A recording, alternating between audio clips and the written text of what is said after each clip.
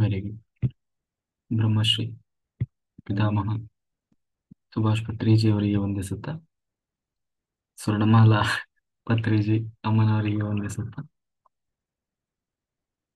PSSA ಮೂವ್ಮೆಂಟ್ನ ಎಲ್ಲ senior pyramid ಮಾಸ್ಟರ್ಗಳಿಗೆ ವಂದಿಸುತ್ತಾ, ಹರಿವಾಯು ಗುರುಗಳಿಗೆ ವಂದಿಸುತ್ತಾ, ಭಗವಂತ ನಾರಾಯಣನಿಗೆ ವಂದಿಸುತ್ತಾ, ಲೋಕ ಕಲ್ಯಾಣಾರ್ಥವಾಗಿ ಅಂತ ನಡೀತಾ ಇರುವ ನಮ್ಮ ಈ ಧ್ಯಾನ ಯಜ್ಞದಲ್ಲಿ ಯೂಟ್ಯೂಬ್ ಮತ್ತೆ ಜೂಮ್ನಲ್ಲಿ ಭಾಗವಹಿಸಿದಂಥ ಎಲ್ಲ ಧ್ಯಾನಯೋಗಿ ಬಂಧುಗಳಿಗೆ ವಂದಿಸುತ್ತಾ, ಗ್ರ್ಯಾಂಡ್ ಮಾಸ್ಟರ್ ಪ್ರಬೋಧಚ್ಯುತ್ ಮಾಸ್ಟರ್ ಅವರಿಗೆ ವಂದಿಸುತ್ತಾ, ನಾವು ನಮ್ಮ ಈ ಧ್ಯಾನ ಯಜ್ಞದಲ್ಲಿ ಮುಂದುವರಿಯೋಣ ಅಂತ ಹೇಳ್ತಾ, ನಮ್ಮ ಈ ಧ್ಯಾನ ಯಜ್ಞಕ್ಕೆ ಸಮಸ್ತ ಬ್ರಹ್ಮಾದಿ ದೇವತೆಗಳನ್ನ, ಯಕ್ಷಗಂಧರ್ವ ಕಿನ್ನರ ನಾಗರ ಚೈತನ್ಯವನ್ನ ಆವಾಹನೆಯನ್ನು ಮಾಡೋಣ.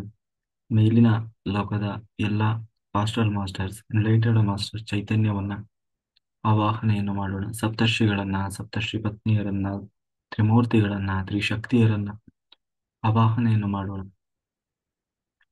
ಲೋಕ ಕಲ್ಯಾಣಾರ್ಥವಾಗಿ ಅಂತ ಹೇಳಿ ಯಾರೆಲ್ಲ ಕೂತು ತಪಸ್ಸು ಮಾಡ್ತಾ ಇದ್ದಾರೆ, ಧ್ಯಾನ ಮಾಡ್ತಾ ಇದ್ದಾರೆ, ಯೋಗಿಗಳು, ಸಿದ್ಧಪುರುಷರು, ಋಷಿಮುನಿಗಳು, ಹಿಮಾಲಯದ ಯೋಗಿಗಳು, ಅವರೆಲ್ಲರ ಚೈತನ್ಯವನ್ನು ಕೂಡ ನಮ್ಮ ಈ ಧ್ಯಾನ ಯಜ್ಞದಲ್ಲಿ ಆವಾಹನೆಯನ್ನು ಮಾಡೋಣ. ಸದಾನಂದ ಯೋಗಿಗಳು, ಮಹಾವತಾರ್ ಬಾಬಾಜಿಯವರು, ರಮಣ ಮಹರ್ಷಿಗಳು, ಬುದ್ಧ ಭಗವಾನರು, ಮಹಾವೀರರು, ಎಲ್ಲರ ಚೈತನ್ಯವನ್ನು ಕೂಡ ಆವಾಹನೆಯನ್ನು ಮಾಡೋಣ. ನಮ್ಮೆಲ್ಲರ ಪೂರ್ಣಾತ್ಮನನ್ನ ಆವಾಹನೆಯನ್ನು ಮಾಡೋಣ. ಸ್ವರೂಪಿಯಾದ ಪರಬ್ರಹ್ಮ ಸ್ವರೂಪಿಯಾದ ಭಗವಂತನನ್ನ ಆವಾಹನೆಯನ್ನು ಮಾಡ್ತಾ, ನಮ್ಮೆಲ್ಲರ ಚೈತನ್ಯ ಫ್ರೀಕ್ವೆನ್ಸಿ ಇಲ್ಲಿ ಎಲ್ಲರೂ ಒಟ್ಟಾಗಿ ಈ ಧ್ಯಾನ ಯಜ್ಞದಲ್ಲಿ ಮುಂದುವರಿಯೋಣ ಅಂತ ಹೇಳ್ತಾ, ಕೃಷ್ಣನ ಸಂಕಲ್ಪದಂತೆ ಕೃಷ್ಣನ ಸಂಕಲ್ಪದಂತೆ ಭಗವದ್ಗೀತಾ ಜ್ಞಾನ ಯಜ್ಞ ನಡೀತಾ ಇತ್ತು. ಈಗಾಗಲೇ 16 ಅಧ್ಯಾಯಗಳನ್ನು ಮುಗಿಸಿ 17ನೇ ಅಧ್ಯಾಯಕ್ಕೆ ನಾವೆಲ್ಲರೂ ಪಾದಾರ್ಪಣೆ ಮಾಡ್ತಾ ಇದ್ದೇವೆ.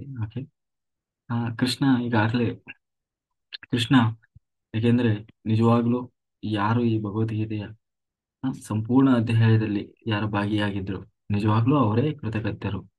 ಅವರ ಅವರ ಅದೆಷ್ಟು ಕರ್ಮ ಕಳೆದಿರ್ತದೆ ಹೇಳಲಿಕ್ಕಾಗಲ್ಲ.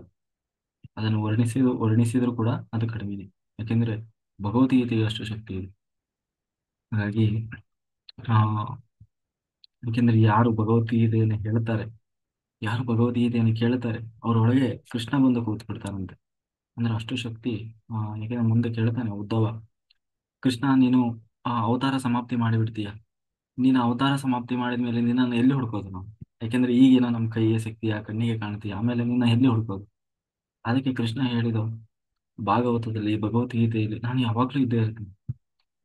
ನೀನು ಬರೀ ಭಾಗವತ ಹೇಳ್ತೀನಿ ಅಂದ್ರೆ ಸಾಕು, ನಾನು ಬಂದು ಕೂತು ಬಿಡ್ತೇನೆ. ಭಗವದ್ಗೀತೆಯನ್ನು ಹೇಳ್ತೀನಿ ಅಂದ್ರೆ ಸಾಕು, ನಾನು ಬಂದು ನಿನ್ನೊಳಗೆ ಕೂತು ಬಿಡ್ತೇನೆ. ಹಾಗಾಗಿ ನಾನು ಯಾವತ್ತೂ ಇದ್ದೇ ಇರ್ತೇನೆ ಅಂತ ಹೇಳಿ. ಹಾಗೆ ಗೀತೆಗೆ ಅಷ್ಟು ಶಕ್ತಿ ಇದೆ.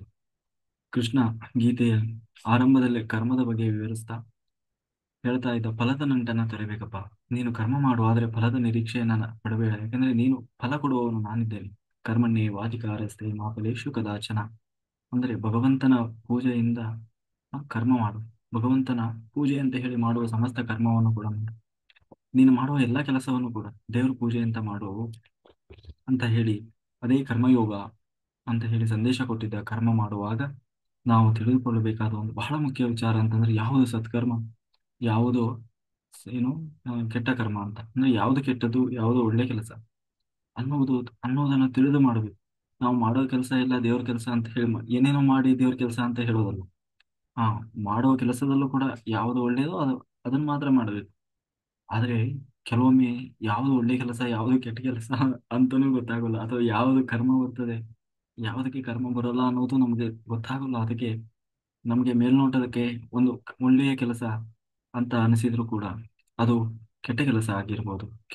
ನಾವು ಮಾಡುವ ಕೆಲವೊಮ್ಮೆ ಕೆಟ್ಟ ಕೆಲಸ ಅನಿಸಿದ್ರು ಅದೇ ಒಳ್ಳೆ ಕೆಲಸವೂ ಆಗಿರ್ಬೋದು. ಆದ್ರೆ ಅದೆಲ್ಲದಕ್ಕಿಂತಲೂ ಮುಖ್ಯವಾಗಿ ಒಂದು ಕೆಲಸ ಒಳ್ಳೆಯದು ಅಥವಾ ಕೆಟ್ಟದ್ದು ಅಂತ ಯಾವಾಗ ಆಗ್ತದೆ ಅಂತಂದ್ರೆ ಅದರ ಹಿಂದಿರುವಂತಹ ಭಾವ ಬಹಳ ಮುಖ್ಯವಾಗಿರ್ತದೆ. ಒಂದೇ ಕ್ರಿಯೆ ಕೆಲವೊಮ್ಮೆ ಅದು ಸತ್ಕರ್ಮವೂ ಆಗ್ಬೋದು, ದುಷ್ಕರ್ಮವೂ ಆಗ್ಬೋದು. ಅದೆಲ್ಲವೂ ಆ ಭಾವನೆಗೆ ಒಳಪಟ್ಟಿರ್ತದೆ. ಉದಾಹರಣೆಗೆ ಮಹಾಭಾರತ ಯುದ್ಧ. ಮಹಾಭಾರತ ಯುದ್ಧ ನಿಜವಾಗ್ಲೂ ಅದು ಯಾವುದು ಯುದ್ಧ ಅಂತಂದ್ರೆ ರಕ್ತಪಾತ, ಹರಿದ್ವೇಷ, ಅಸೂಯೆ, ಹೊಡಿ ಬಡಿ ಕಡಿ ಸಾಯಿಸು, ಇದೇ ಯುದ್ಧದಲ್ಲಿ ಅದು ಎರಡೂ ಕಡೆಯಿಂದಲೂ. ಆದ್ರೆ ಈ ಯುದ್ಧದಲ್ಲಿ ಪಾಂಡವರು ಪಾಂಡವರು ಕೌರವರು ಇಬ್ರು ಪಾಲ್ಗೊಂಡಿದ್ದಾರೆ ಅಲ್ವಾ. ಪಾಂಡವರಲ್ಲಿ ಸಾತ್ವಿಕವಾದ ಮನೋಭಾವ ಇತ್ತು. ಇದನ್ನು ಹೇಳ್ತಾನೆ ಮುಂದೆ ಸಂಜೆಯ ಧೃತರಾಷ್ಟ್ರನಿಗೆ, ನೋಡು, ಪಾಂಡವರು ಯುದ್ಧ ಮಾಡ್ತಾ ಇದ್ದಾರೆ. ಯಾಕೆ ಗೊತ್ತಾ? ಧರ್ಮಕ್ಕಾಗಿ ಅಂತ. ಅಲ್ಲಿ ಅವರಿಗೆ ಯಾವುದೇ ಆಸೆ ಇಲ್ಲ, ಸಿಂಹಾಸನದ ಆಸೆ ಇಲ್ಲ, ಹಸ್ತಿನಾಪುರದ ಏನೋ ಆಸ್ತಿಯನ್ನು ಹಿಡಿಬೇಕು, ನಾವು ಆಸ್ತಿ ಕಳ್ಕೊಂಡಿದೀವಿ ಅನ್ನುವ ದುರಾಸೆ ಇಲ್ಲ. ಪಾಂಡವರನ್ನ ಏನು ಕೌರವರನ್ನ ನಾಶ ಮಾಡಬೇಕು ಅನ್ನುವ ದುರ್ಬುದ್ಧಿ ಇಲ್ಲ. ಮತ್ತೆ ಅವರಲ್ಲಿ ಇರುವುದು ಒಂದೇ, ಏನು, ಧರ್ಮ ಗೆಲ್ಲಬೇಕು, ಧರ್ಮಕ್ಕಾಗಿ ಧರ್ಮ ಸಂಸ್ಥಾಪನೆ ಆಗಬೇಕು ಅನ್ನುವುದು ಒಂದೇ ಅವರ ತಲೆಯಲ್ಲಿರೋದು. ಹಾಗಾಗಿ ಆ ಹಾಗಾಗಿ ಕೃಷ್ಣ ಅವರ ಪರವಾಗಿ ನಿಂತು ಯುದ್ಧ ಮಾಡಿಸ್ತಾ ಇದ್ದಾನೆ. ಆದ್ರೆ ನಿನ್ನ ಮಕ್ಕಳಲ್ಲಿ ಆ, ಎಂತ ಬುದ್ಧಿ ಇದೆ ಗೊತ್ತು? ಬರೀ ಕ್ರೌರ್ಯ. ಅವರನ್ನ ಏನಾದ್ರೂ ಮಾಡಿ ಸಾಯಿಸ್ಬೇಕು. ಅವರನ್ನ ಸಾಯಿಸ್ಲಿಕ್ಕೆ ಇದೊಂದು ಅವಕಾಶ ಅಂತ ಹೇಳಿ ಯುದ್ಧಕ್ಕೆ ಕರೆದಿದ್ದಾರೆ. ಆಮೇಲೆ ಆಸ್ತಿ, ಸಂಪತ್ತು, ಬರೀ ಇಂಥದ್ದೇ ದುರಾಸೆ ಇಲ್ಲದೆ ಆಸೆಯನ್ನು ಇಟ್ಟುಕೊಂಡು ಆಸೆ ಬರುಕರಾಗಿ ನಿನ್ನ ಮಕ್ಕಳು ಯುದ್ಧ ಮಾಡ್ತಾ ಇದ್ದಾರೆ. ಪಾಂಡವರು ಯಾಕೆ ಧರ್ಮಕ್ಕಾಗಿ ಅಂತ ಯುದ್ಧ ಮಾಡ್ತಾ ಇದ್ದಾರೆ ಅಂತ ಹೇಳ್ತಾ, ಹಾಗೆ ಇಬ್ಬರಿಗೂ ಅದು ಯುದ್ಧವೇ. ಆದ್ರೆ ಪಾಂಡವರ ಪಾಲಿಗೆ ಅದು ಸಾತ್ವಿಕ ಸಾತ್ವಿಕ ಕರ್ಮ, ಅಂದ್ರೆ ಧರ್ಮದ ಯುದ್ಧ ಅವರಿಗೆ. ಆದ್ರೆ ಅದೇ ಕೌರವರಿಗೆ ಹ್ಮ್ ಆದ್ರೆ ಕೌರವರಿಗೆ ಅದೇ ತಾಮಸ, ಅಂದ್ರೆ ನರಕವನ್ನು ಕೊಡುವಂತಹ ಯುದ್ಧ. ಆದರೆ ದುರ್ಯೋಧನನಲ್ಲಿ ಇದ್ದಂತೂ ಕೇವಲ ರಾಜಸ ತಾಮಸ ಭಾವನೆ. ಈ ಕಾರಣದಿಂದ ಪಾಂಡವರು ಮಾಡಿದ ಯುದ್ಧ ಸಾತ್ವಿಕ ಯುದ್ಧವಾದರೆ ಕೌರವರು ಮಾಡಿದ ಯುದ್ಧ ತಾಮಸ ಯುದ್ಧವಾಯಿತು. ಆದ್ದರಿಂದ ನಾವು ಮಾಡುವ ಸತ್ಕರ್ಮ ಯಾವುದು, ಅಸತ್ಕರ್ಮ ಎನ್ನುವುದು ಜ್ಞಾನವನ್ನು ಪಡೆದು ಕರ್ಮ ಮಾಡುವುದು ಬಹಳ ಮುಖ್ಯವಾಗ್ತದೆ. ಕರ್ಮ ಎನ್ನುವುದು ಸತ್ವ, ರಜಸ್ಸು, ತಮಸ್ಸುಗಳೆಂಬ ಮೂರು ವಿಧದ ತ್ರಿಗುಣಗಳಿಂದ ಪರಿಧಿಯಲ್ಲಿರ್ತದೆ. ಅಂದ್ರೆ ನಾವು ಮಾಡುವ ಕೆಲಸ ಎಲ್ಲವೂ ಒಳ್ಳೆ ಕೆಲಸ ಆಗ್ಬೇಕಂತೇನಿಲ್ಲ, ಕೆಟ್ಟ ಕೆಲಸ ಆಗಬೇಕು ಅಂತೇನಿಲ್ಲ. ನಾವು ಹಿಂದೆ ನೋಡಿದ್ವಿ ರಾಜಸ, ತಾಮಸ, ಸಾತ್ವಿಕ ಅಂತ ಹೇಳಿ. ಸಾತ್ವಿಕ ಅಂತಂದ್ರೆ ತುಂಬಾ ಒಳ್ಳೆಯದು. ರಾಜಸ ಅಂತಂದ್ರೆ ಅತ್ಲಾಗ ಒಳ್ಳೇದು ಅಲ್ಲ ಕೆಟ್ಟದ್ದು ಅಲ್ಲ. ತಾಮಸ ಅಂದ್ರೆ ಪೂರ್ತಿ ಕೆಟ್ಟದ್ದು. ಈ ರೀತಿ ನಾವು ಮಾಡುವ ಕರ್ಮ, ಕೆಲಸ, ತಿನ್ನುವ ಆಹಾರ, ಮಾಡುವ ದಾನ, ಯಜ್ಞ, ಯಾಗ, ಪ್ರತಿಯೊಂದರಲ್ಲೂ ಕೂಡ ಆ, ಅದ ಏನೋ ಒಂದೊಂದು ರೀತಿಯದ್ದಿರ್ತದೆ. ಅದನ್ನು ತಿಳಿದು ನಾವು ಮಾಡಬೇಕು.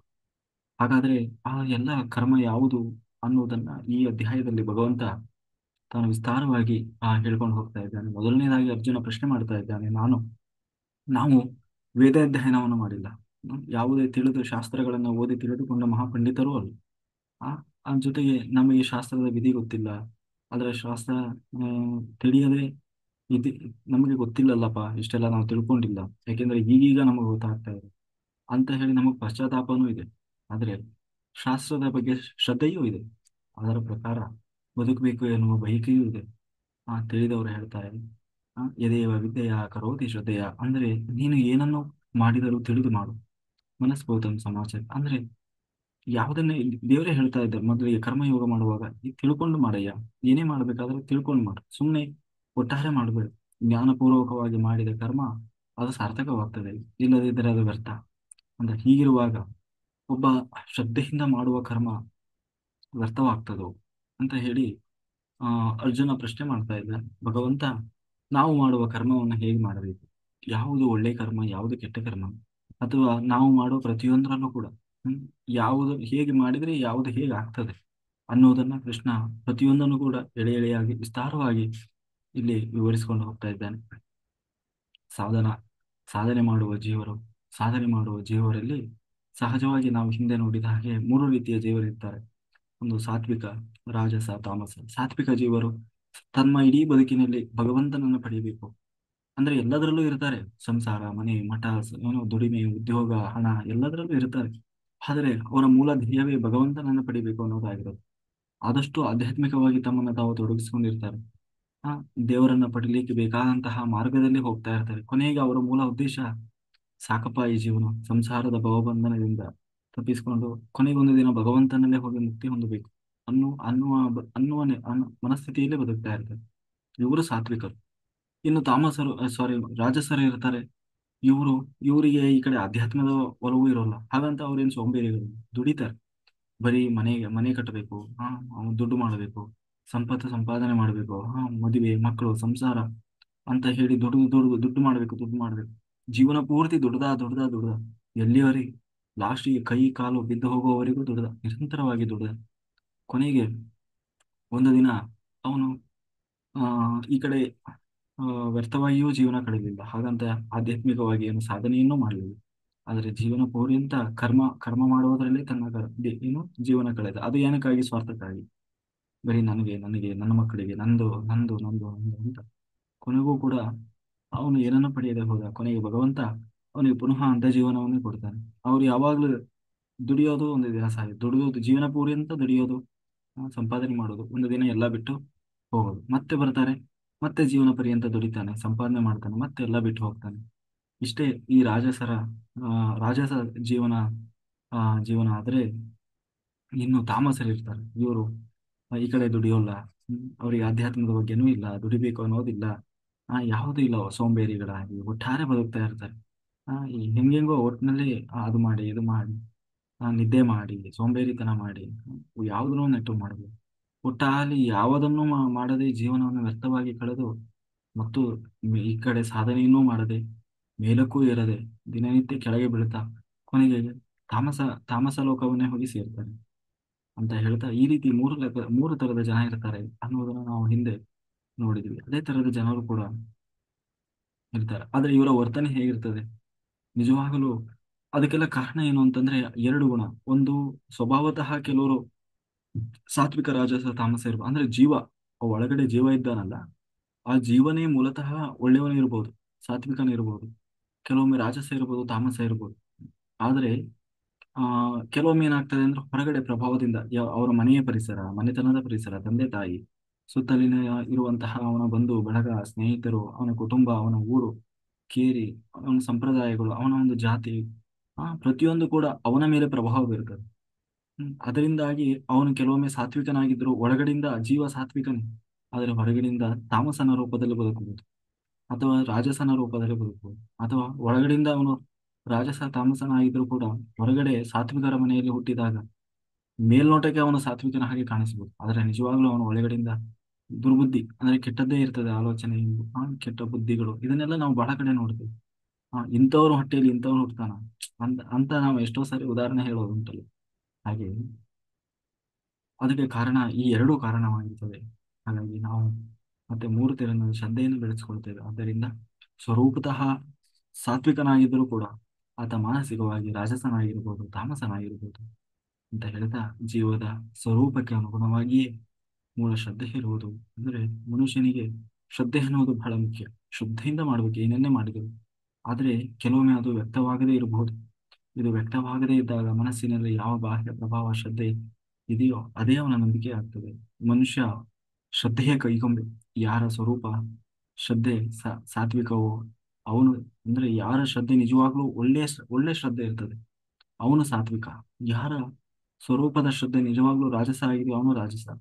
ಯಾರ ಶ್ರದ್ಧೆ ತಾಮಸವಾಗಿದೆಯೋ ಅವನು ತಾಮಸವಾಗಿ. ಜೀವರಲ್ಲಿ ಮೂರು ವಿಧ. ಸಾತ್ವಿಕ ಶ್ರದ್ಧೆ ಇರುವವರು ಸಾತ್ವಿಕ ಜೀವ, ರಾಜಸ ಶ್ರದ್ಧೆ ಇರುವವನು ರಾಜಸ ಜೀವ, ತಾಮಸ ಶ್ರದ್ಧೆ ಇರುವವನು ತಾಮಸ ಜೀವ. ನಾವು ಧ್ಯಾನದಿಂದ ಮನಸ್ಸನ್ನ ಸ್ಥಿತಗೊಳಿಸಿದಾಗ ಆ ಈ ಆ ಒಂದು ಏನಂತೀವಿ, ಈ ಪ್ರಭಾವದಿಂದ ನಾವು ಏನಂತೀವಿ, ನಮ್ಮ ಶುದ್ಧವಾದ ಬಾಹ್ಯ ಶ್ರದ್ಧೆಯಿಂದ ಕಣ್ಮರೆಯಾಗಿ ಕೇವಲ ಸ್ವರೂಪದ ಶ್ರದ್ಧೆ ವ್ಯಕ್ತವಾಗ್ತದೆ ಅಂತ ಹೇಳಿ ಕೃಷ್ಣ ಹೇಳ್ತಾ ಮುಂದೆ, ಇದು ಬಹಳ ಆ ಏನಂತೀವಿ ಆ ಪ್ರಸಿದ್ಧಿಯಾದಂತಹ ಶ್ಲೋಕ.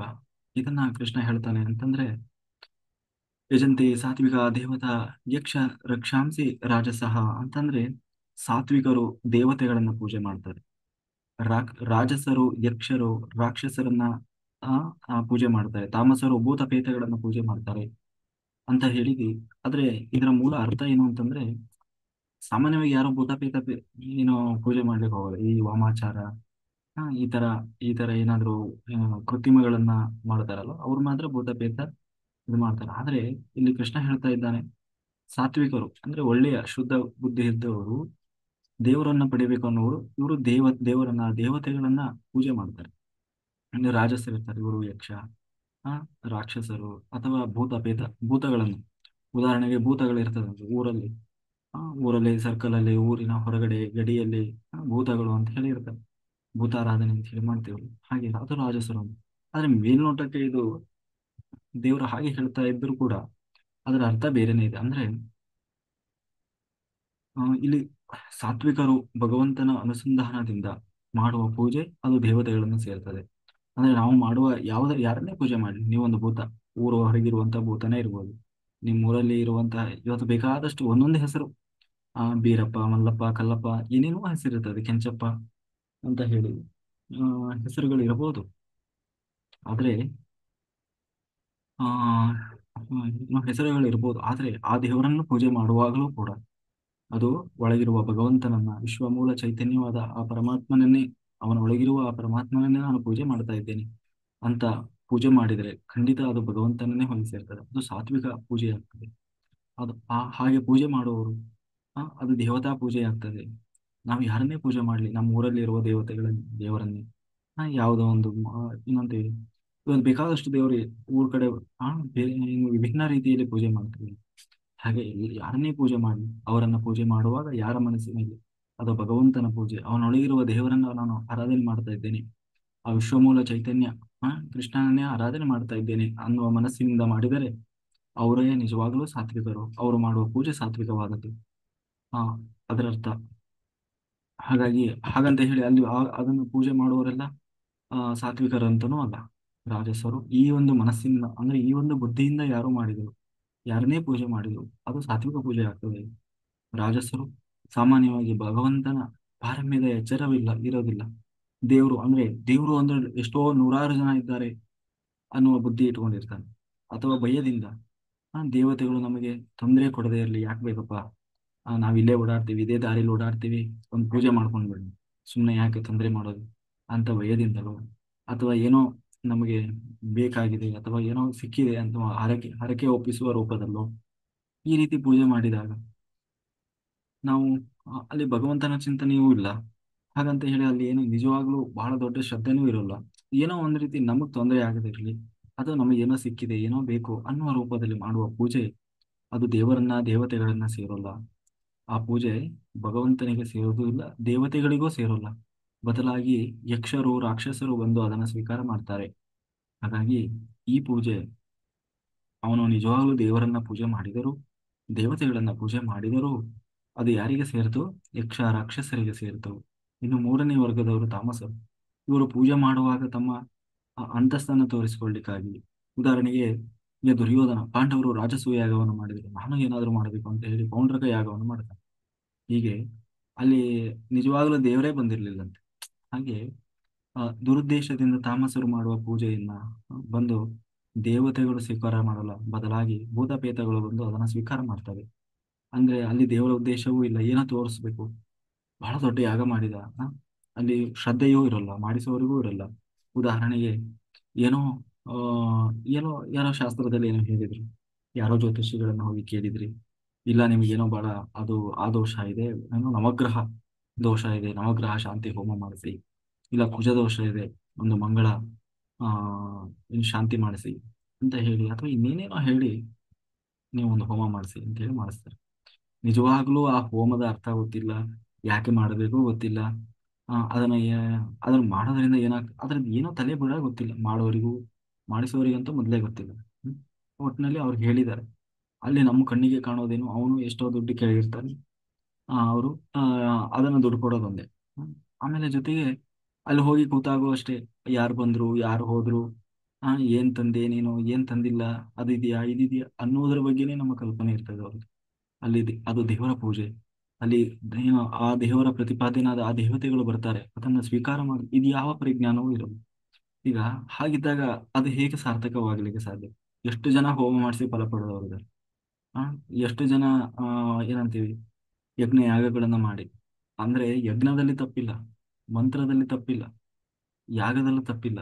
ಆದ್ರೆ ತಪ್ಪಿರುವುದು ನಮ್ಮಲ್ಲಿ, ನಮ್ಮ ಭಾವನೆಯಲ್ಲಿ. ಮಾಡಿಸುವವರು ಮಾಡುವವರು ಎಲ್ಲರೂ ಇವತ್ತು ನಾವು ಏನಂತೀವಿ, ದುರಾಸೆಗೆ ಬಿದ್ದಿದ್ದೀವಿ. ಅದರ ಹಿಂದಿನ ಮುಂದಿನ ಯಾವ ಏನಂತೀವಿ ಅರ್ಥವನ್ನೂ ತಿಳಿದಿಲ್ಲ. ಒಟ್ಟಲ್ಲಿ ಲಾಸ್ಟಿಗೆ ಅದೆಲ್ಲ ಕೆಲಸ ಮಾಡಲ್ಲ ಅಂದ್ಬಿಡ್ತೀವಿ ಅಷ್ಟೆ. ಹಾಗಾಗಿ ಮಂತ್ರಕ್ಕೂ ಕೂಡ ಶಕ್ತಿ ಇದೆ. ಆದ್ರೆ ಆ ಮಂತ್ರ ಫಲ ಕೊಡಬೇಕು ಅಂತ ಆದ್ರೆ ಅದನ್ನ ಪಠಿಸುವವನಿಗೆ ಯೋಗ್ಯತೆ ಇರಬೇಕು. ಯಾರಿಗೆ ಕುಂಡಲಿನಿ ಜಾಗೃತಿ ಆಗಿರ್ತದೆ ಅವನು ಪಠಿಸಿದರೆ ಮಾತ್ರ ಮಂತ್ರಗಳು ಫಲ ಕೊಡ್ತವೆ. ಇಲ್ಲದೇ ಇದ್ರೆ ನೀವು 1000 ಸಾರಿ ಹೇಳಿದ್ರು, ಯಾವ ವಿಷ್ಣು ಸಹಸ್ರನಾಮ, ಯಾವ ಲಲಿತಾ ಸಹಸ್ರನಾಮ, ಮತ್ತು ನೀವು ಇವನ್ ಏನಂತೀವಿ ವಿಷ್ಣು ನಾಮ ವಿಷ್ಣು ಸಹಸ್ರನಾಮದಲ್ಲಿ ತಪ್ಪು ಹೇಳಿದ್ರೆ ಭವಿಷ್ಯ ಪಾಪ ಬರಲ್ಲ. ಲಲಿತಾ ಸಹಸ್ರನಾಮದಲ್ಲಿ ನೀವು ಏನಾದರೂ ಒಂದೊಂದು ಅಕ್ಷರ ಒಂದೊಂದು ಇದನ್ನ ತಪ್ಪು ಹೇಳ್ತಾ ಹೋದ್ರು ಅದೇ ಮತ್ತೆ ಕಳ್ಕೊಳಕ್ ಆಗದೆ ಇರುವಂತ ಪಾಪ ಬರ್ತಾ ಹೋಗ್ತದೆ. ಆಯ್ತಾ. ಹಾಗಾಗಿ ಅದು ಅಷ್ಟು ಸುಲಭ ಇಲ್ಲ. ಮಂತ್ರೋಚ್ಚಾರ ಅದನ್ನೆಲ್ಲ ಕರೆಕ್ಟ್ ಆಗಿ ತಿಳಿದು ಕರೆಕ್ಟ್ ಆಗಿ ಶ್ರದ್ಧೆಯಿಂದ ಅದರ ಒಂದು ಉಚ್ಚಾರ ವ್ಯಾಕರಣ ಇದನ್ನೆಲ್ಲ ತಿಳಿದು ಪಠಿಸ್ಬೇಕು.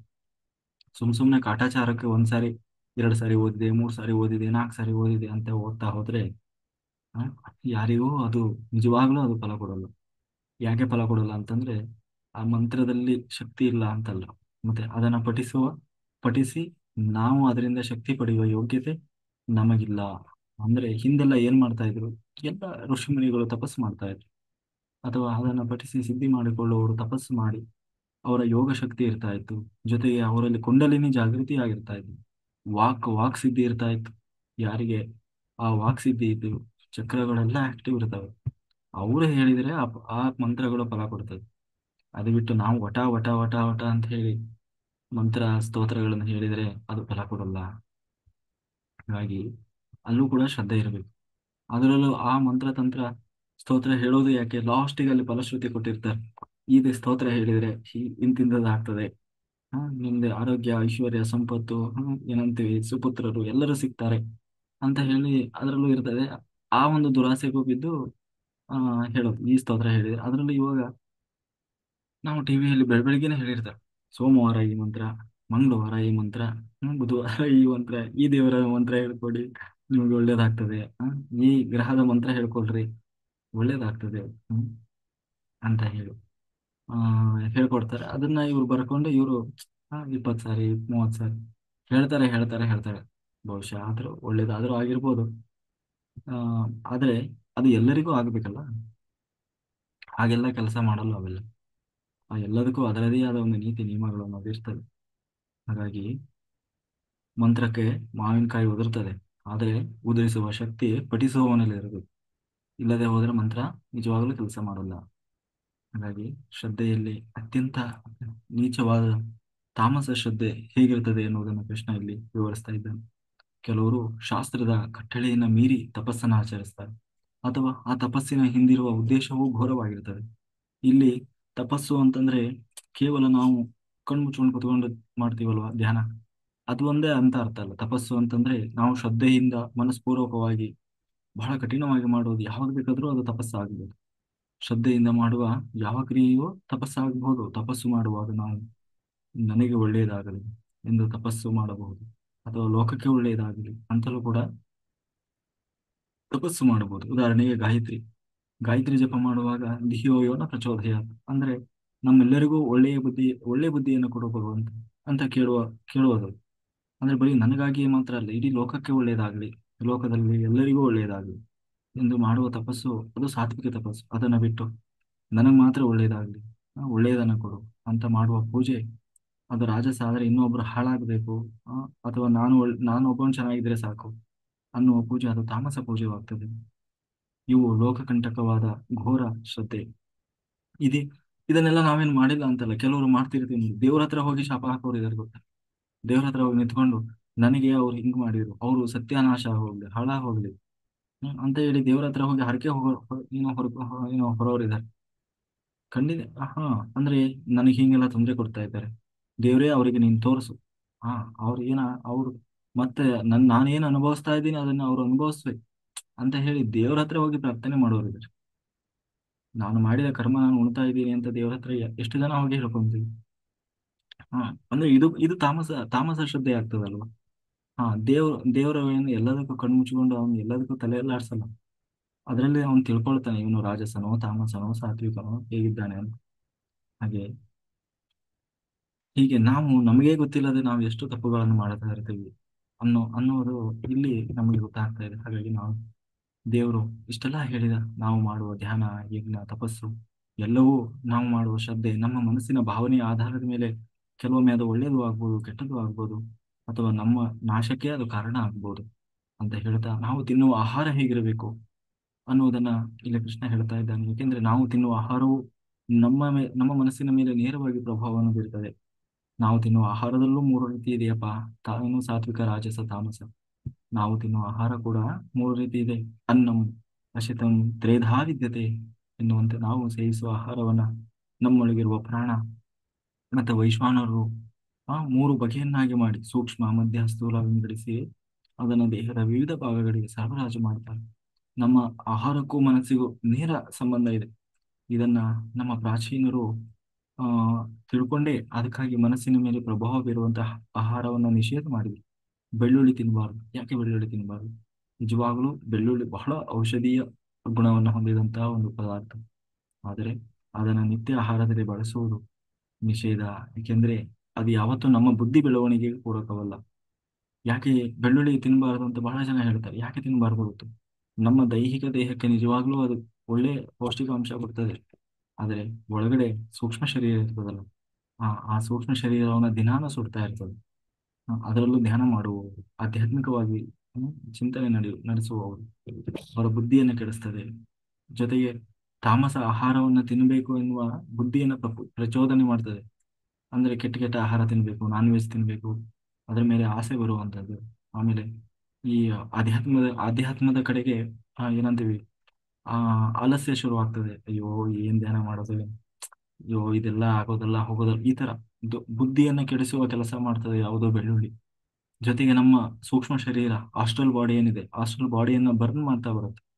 ನೀವು ಒಂದ್ ಕಡೆ ಧ್ಯಾನ ಮಾಡ್ತಾ ಒಂದ್ ಕಡೆ ಬೆಳ್ಳುಳ್ಳಿ ತಿಂದ್ರೆ ಏನಾಗ್ತದೆ ಗೊತ್ತು? ಮೇಲ್ಗಡೆಯಿಂದ ನಲ್ಲಿಯಲ್ಲಿ ನೀರು ಬರ್ತಾ ಇದೆ, ಕೆಳಗಡೆಯಿಂದ ಒಂದು ಸಣ್ಣ ತೂತು ಮಾಡಿದ್ದೀರಿ ಮಡಿಕೆಗೆ.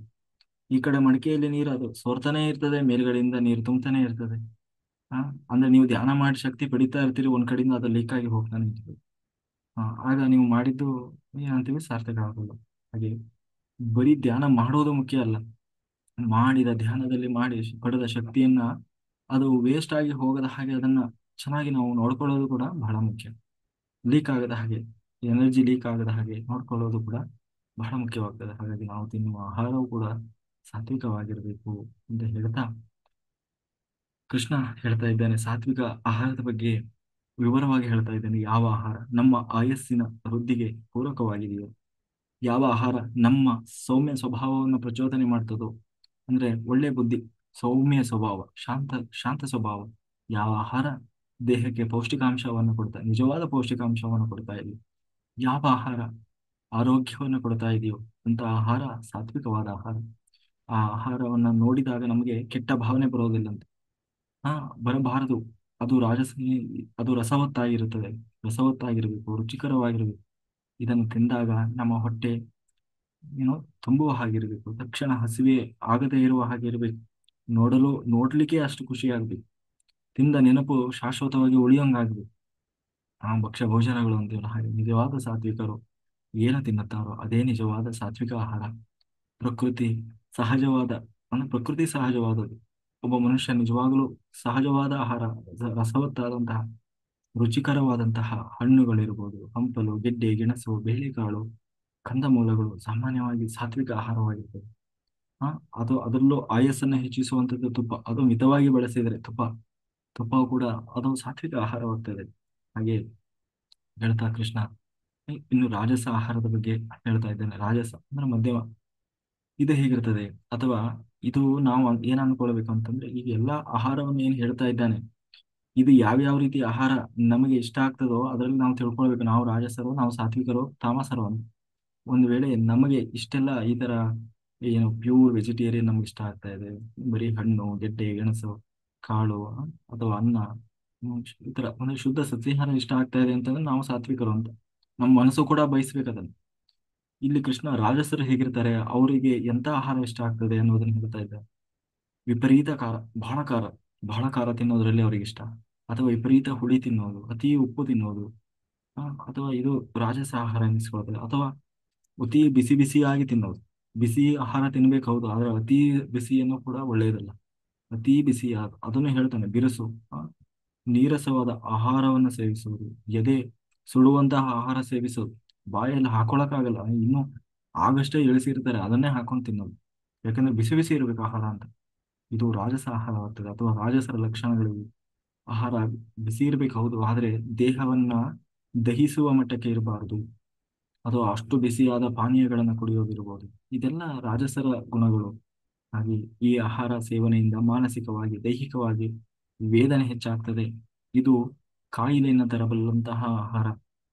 ಅಥವಾ ನೇರವಾಗಿ ಹಸಿಮೆಣಸಿನಕಾಯಿಯನ್ನ ನೇರವಾಗಿ ತಿನ್ನೋದಿರ್ಬೋದು, ಹುಣಸೆ ಹಣ್ಣನ್ನು ಅತಿಯಾಗಿ ತಿನ್ನೋದು, ಯಾವಾಗಲೂ ಹೆಚ್ಚು ಹೆಚ್ಚು ಉಪ್ಪು ಬಳಸೋದು, ಅಥವಾ ಸೇಮ್ ಅದೇ, ಏನೋ ಗಂಟಲು ಸುಡುವಂತ ಕಾಫಿ ಕುಡಿಯೋದು, ಟೀ ಕುಡಿಯೋದು, ಅತಿಯಾಗಿ ಸಾಸಿವೆ ಮಸಾಲೆ ಪದಾರ್ಥ, ರಸವೇ ಇಲ್ಲದಂತ ಆಹಾರ ಸೇವನೆ ಮಾಡೋದು, ಇತ್ಯಾದಿ ಆಹಾರದ ಕ್ರಮಗಳು ಅಂತ ಹೇಳ್ತಾ ಇದು ನಮ್ಮನ್ನ ಇದು ರಾಜಸ ಆಹಾರಗಳು.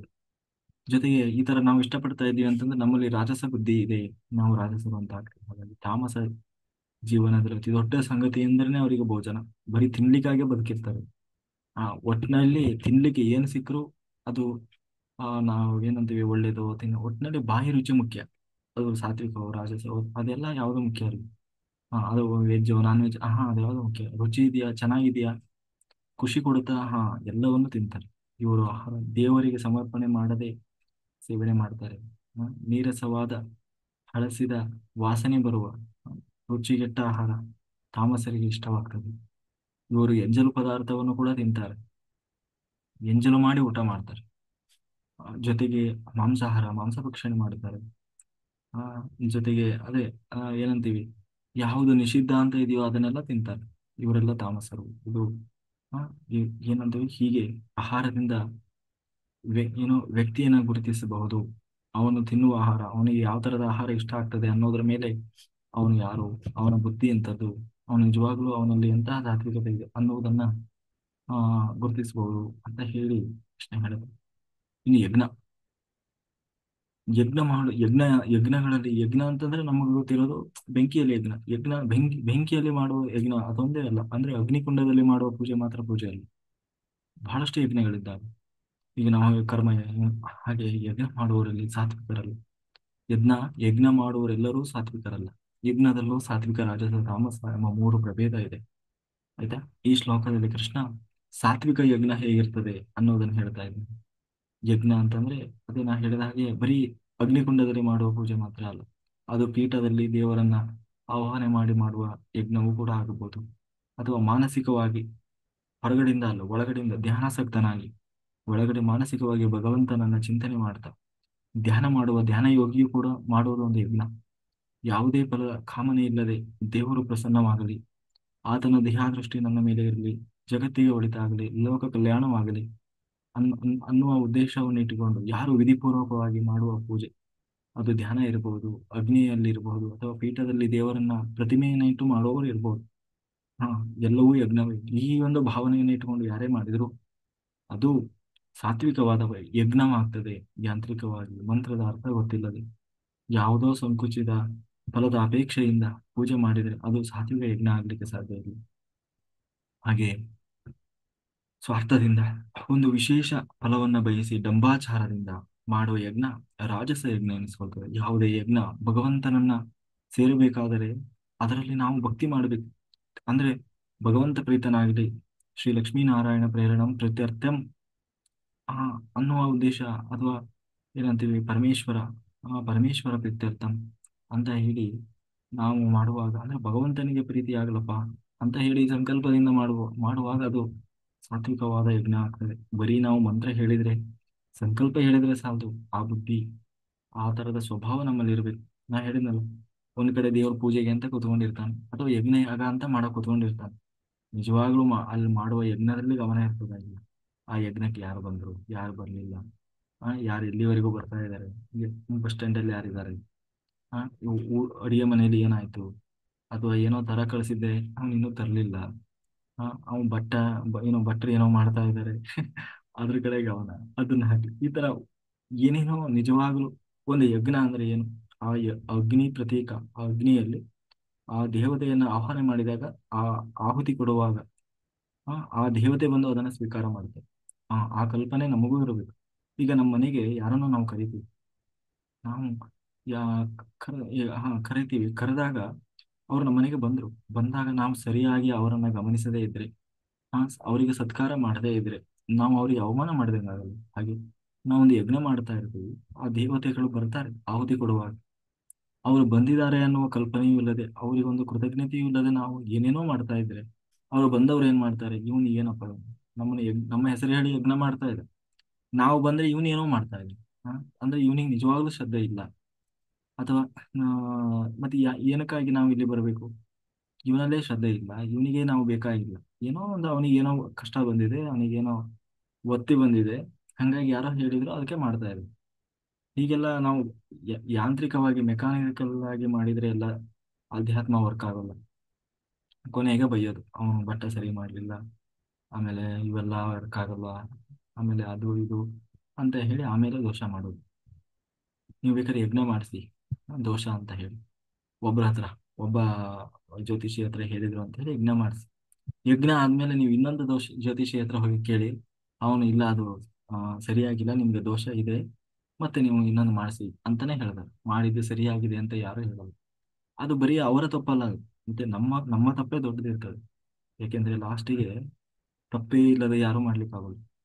ತಪ್ಪೇ ಇಲ್ಲದೆ ಅಷ್ಟು ವಿಧಿವತ್ತಾಗಿ ಯಾರಿಗೂ ಮಾಡ್ಲಿಕ್ಕಾಗಲ್ಲ. ಆದ್ರೆ ಅಲ್ಲಿ ಶ್ರದ್ಧೆ ಅನ್ನೋದು ಬಹಳ ಮುಖ್ಯ. ಕೊನೆಗೆ ದೇವರಲ್ಲಿ ಪ್ರಾರ್ಥನೆ ಮಾಡ್ತಾರೆ ನೋಡಿ.